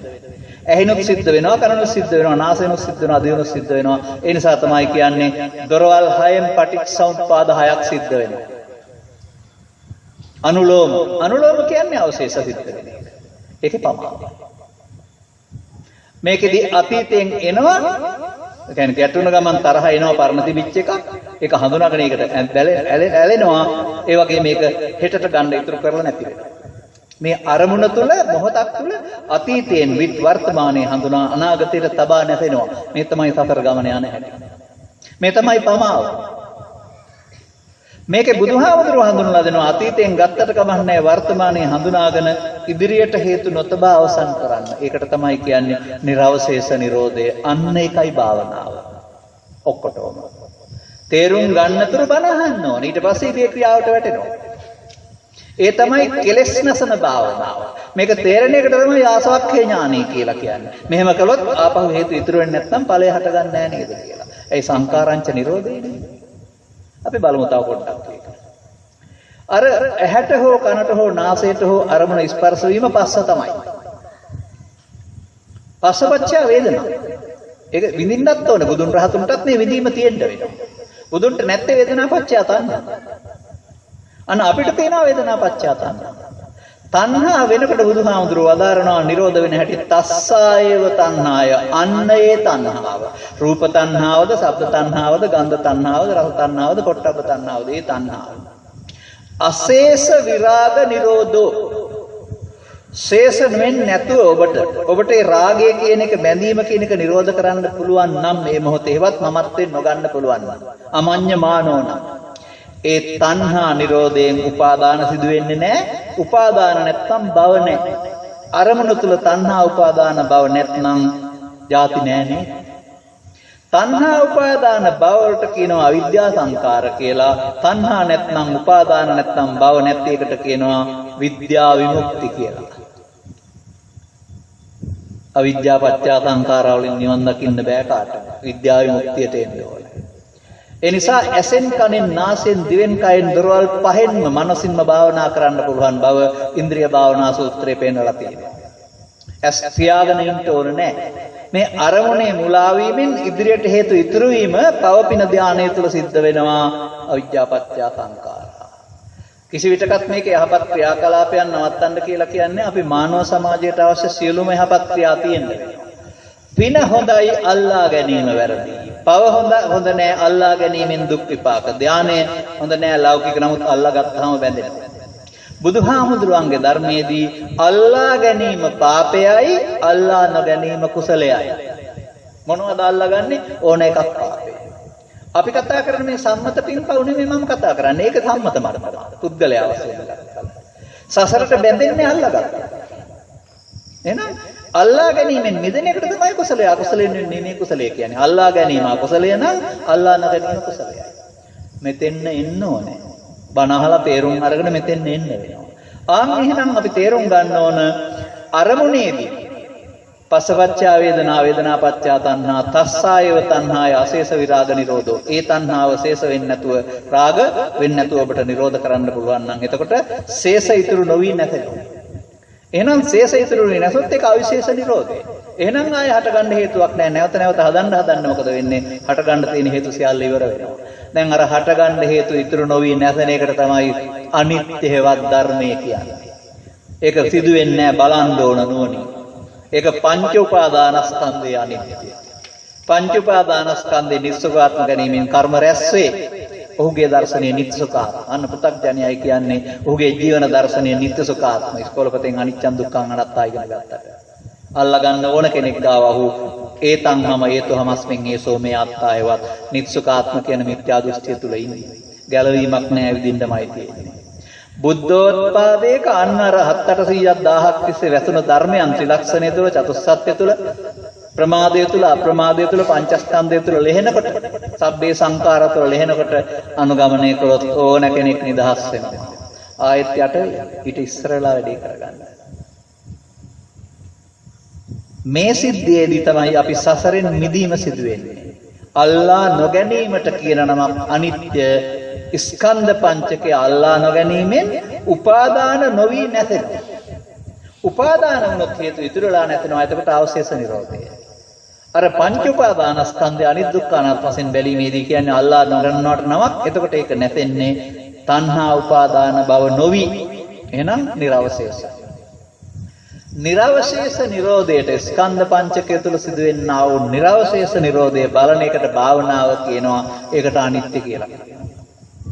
ස්කන්ධ පංචකයේ පමවුන පුද්ගලයා ඕන එකක් අවශේෂ නිරෝධය කරන්නේ ඔහු සතරට බැඳෙනවා. පවෙන් බැඳෙනවා, පිනෙන් බැඳෙනවා, ධානයෙන් බැඳෙනවා. නිසා මේ මුළු සංසාරේම බන්ධනයක්. එහෙනම් බුදුහාමුදුරුවෝ නමක් තියෙනවා මාර බන්ධනය. කවුරුත් මාරයාගෙන් ගැලවිලා නැහැ. බුදුහාමුදුරුවෝ පහළ වෙන්නේ ඉස්සලා පව් කරපු අය, පින් කරපු අය, ධාන වඩපු අය, ඥාන තිබුණ අය කවුරු සෝවාන්ලා හිටියේ නැහැ. ඒ ඔක්කොම තුල තිබුණේ මාර බන්ධනයක්. උන්ට තුන් භවයක ගමනක් හම්බ වෙලා තිබුණා. අපාය පවෙන්, පිනෙන් කාමසුගතිය, ධානයෙන් රූපයර්වි භවතල. කාටද භව ගාමිත්වය අරුණම භව නිරෝධ ගාමිත්වය එහෙම වෙලා තිබුණේ? ඇයි? අනිත්‍ය පාවිච්චි උනේ නැති නිසා. බුදුහාමුදුරුවෝ පළවෙනි වතාවට භව නිරෝධ ගාමිත්වය හොයාගත්තා. බුදුදහම භව නිරෝධ ගාමී දහම. මේ දුක් ගෙනත් දෙන්නේ අර භව ගාමිත්වය තුළ. මමත්වෙන් ගැනීම තුළ උපාදානය තුළයි බය තියෙන්නේ. උපාදානෙන් මිදෙනකොට බය ශෝක වේදනා නැහැ. එතකොට තමයි විඳින්න දුන් ජීවිතය විඳින්න පුළුවන්කමක් තියෙන්නේ. එතකොට තමයි ලාභාලාභ සැප දුක් නින්දා ප්‍රශංසා හමුවේදී ඇතුළතින් එන මමක් නැත්නම් කම්පාවක්. අර තමන් හදාගත්ත මනාපමනාප කාරණා එනකොට තමයි මේ දුක් ගිනි හැදෙන්නේ. ඇතුළත හිස් කරගන්න පුළුවන් නම් ඔබට මේ අනිත්‍ය සරණේ මේ ලෝකේ නිවීම තියෙනවා. මොනම වදයකටවත් ඔබ වදයටපත් කරන්න බෑ. එතකොට තමයි සැබෑ ලෝකේ ලස්සන පේන්නේ. මිනිසුන් අතර උත්තරීතර මිනිසෙක් වෙන්න පුළුවන් වෙනවා එතකොට. අන්න එහෙම ජීවිතේ පුළුවන් තරම් ඉක්මනින් භාවිතා කරලා දුක්ගෙන දෙන හේතුව තමන්ගේ හිතින් අස්කිරීමට තමයි මේ භාවනාව කරන්නේ. ඒක අවශේෂ නිරෝධය නෙමෙයි නිර්වශේෂ නිරෝධයයි. අවශේෂ නිරෝධය වෙනවා නම් මොනවා හරි භාවනාවකින් ඒක ආය සංසාරයටම ඇරුණාම ගැලවීමක් හම්බ වෙන්නේ නැහැ. භාවනාව කියන වචනේ ගත්ත දවසක තව පැය දෙකක් තිස්සේ තියෙන අත්දැකීම් පැහැදිලි කරන්නම් කට්ටිය කරන මොඩකම් වල තරම අද ඒක ගන්න වෙලාවක් නැහැ. එහෙනම් මම ඔබට අද මේ එන ටිකක් ඔය පෙන්නේ වෙන මොකක්වත් නෙමෙයි. සැබෑ ආනකේ බිරලා ගියන් පස්සේ එනවා. එතකොට එන කියන්නේ ආනකේ නෙමෙයි. අවසික්ෂණ. අවශේෂ වුණ දෙයක්. ආනිසංගත අවසික්ෂණ. ඒ එන වලින් පස්සේ දාපු කිසිම ඇණයකින් බුදුහාමුදුරුවෝ අදාළ තැනට යන්න බෑ. අන්න මේක තමයි තේරුම් ගන්න ඕන දේ. තථාගතයන් වහන්සේ වදාළ ධර්මයේ නිවැරදිතාකල් මේ ශාසනය තුළ රහතන් වහන්සේලා ඉන්නේ ඇති ලංකාවේ. ධර්මයේ වැරදුණු තැන් පටන් අනාගත බුදුහාමුදුරුවෝ දකින්න යන්න පෙරම් පුරන්න උනේ ධර්මයේ වැරදුන හින්දා වෙන මොකක්වත් නෙමෙයි. වැරදි අර්ථ නිරූපණේ වැරදි අර්ථ ගත්ත නිසා. අද පුළුවන් නම් අපට ධර්මයේ නිවැරදි කරගන්න ධර්මයේ දකීද බුදුන් දකී යන්න පරම සත්‍යයක් බවට පත් කළ හැක.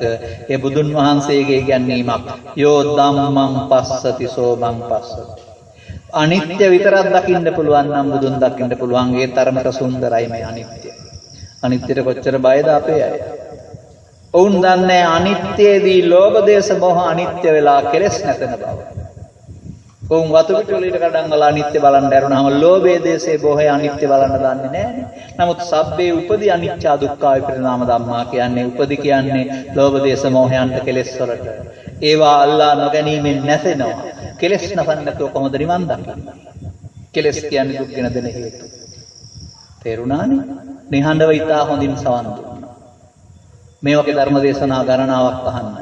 මේ මූලික පදනම දැනගත්තන් පස්සේ ඔබට තේරෙවි අපට දුක් ගෙනත් දෙන්නේ ලෝකේ නෙමෙයි අපි ළඟ තියෙන දුර්වලකමක් කියලා. අන්න අත්තාහි අත්නෝනාතෝ තමන්ට තමන් සරණ කරගන්න මාර්ගයට යන්න පුළුවන් වෙන්නේ තේරුම් ගත්ත උනායට. ඊට පස්සේ මම භාවනා කරන කියලා පිටේ බෝඩ් එකක් ගහගන්න ඕනේ නැහැ. පෙන්වන්න වෙනවා. එහෙම නැත්නම් පෙන්වන්න දෙයක් නැහැ. සෑම මොහොතේදීම මේ අල්ලා නොගැනීමෙන් අතහැරීමේ ක්‍රියාවලිය කරන්න පුළුවන් වර්තමානයේදී. අතහරින්න ඇතුළත නිහඬ වෙනකොට තේරෙවි මං වෙනද තරම් ගිනි ගන්න නැහැ දැන් නිවිගෙන නේද එන්නේ කියලා. එහෙනම් මැරිලා නිවන් දකින්න ඉන්නත් එපා. අනාගත බුදුහාමුදුරුවෝ නිවන් දකින්න ඉන්නත් එපා. ගෞතම සාසනය තුලම ධර්මයේ නිරවුල් වුණු කාලීය ධර්මයේ තේරුම් අරගෙන තමා ජය ගන්න. ඇයි? අවිසංකාර වලින් සසර ගමනේ ගියොත් ඊට මෙහා ආයෙත් බුද්ධෝත්පාදයක සද්ධර්මය හමුවීම පිළිබඳ සහතිකය කිසිවෙකුට දෙන්න බෑ. මේ හමුවන මොහොතේ ප්‍රයෝජන ගන්න.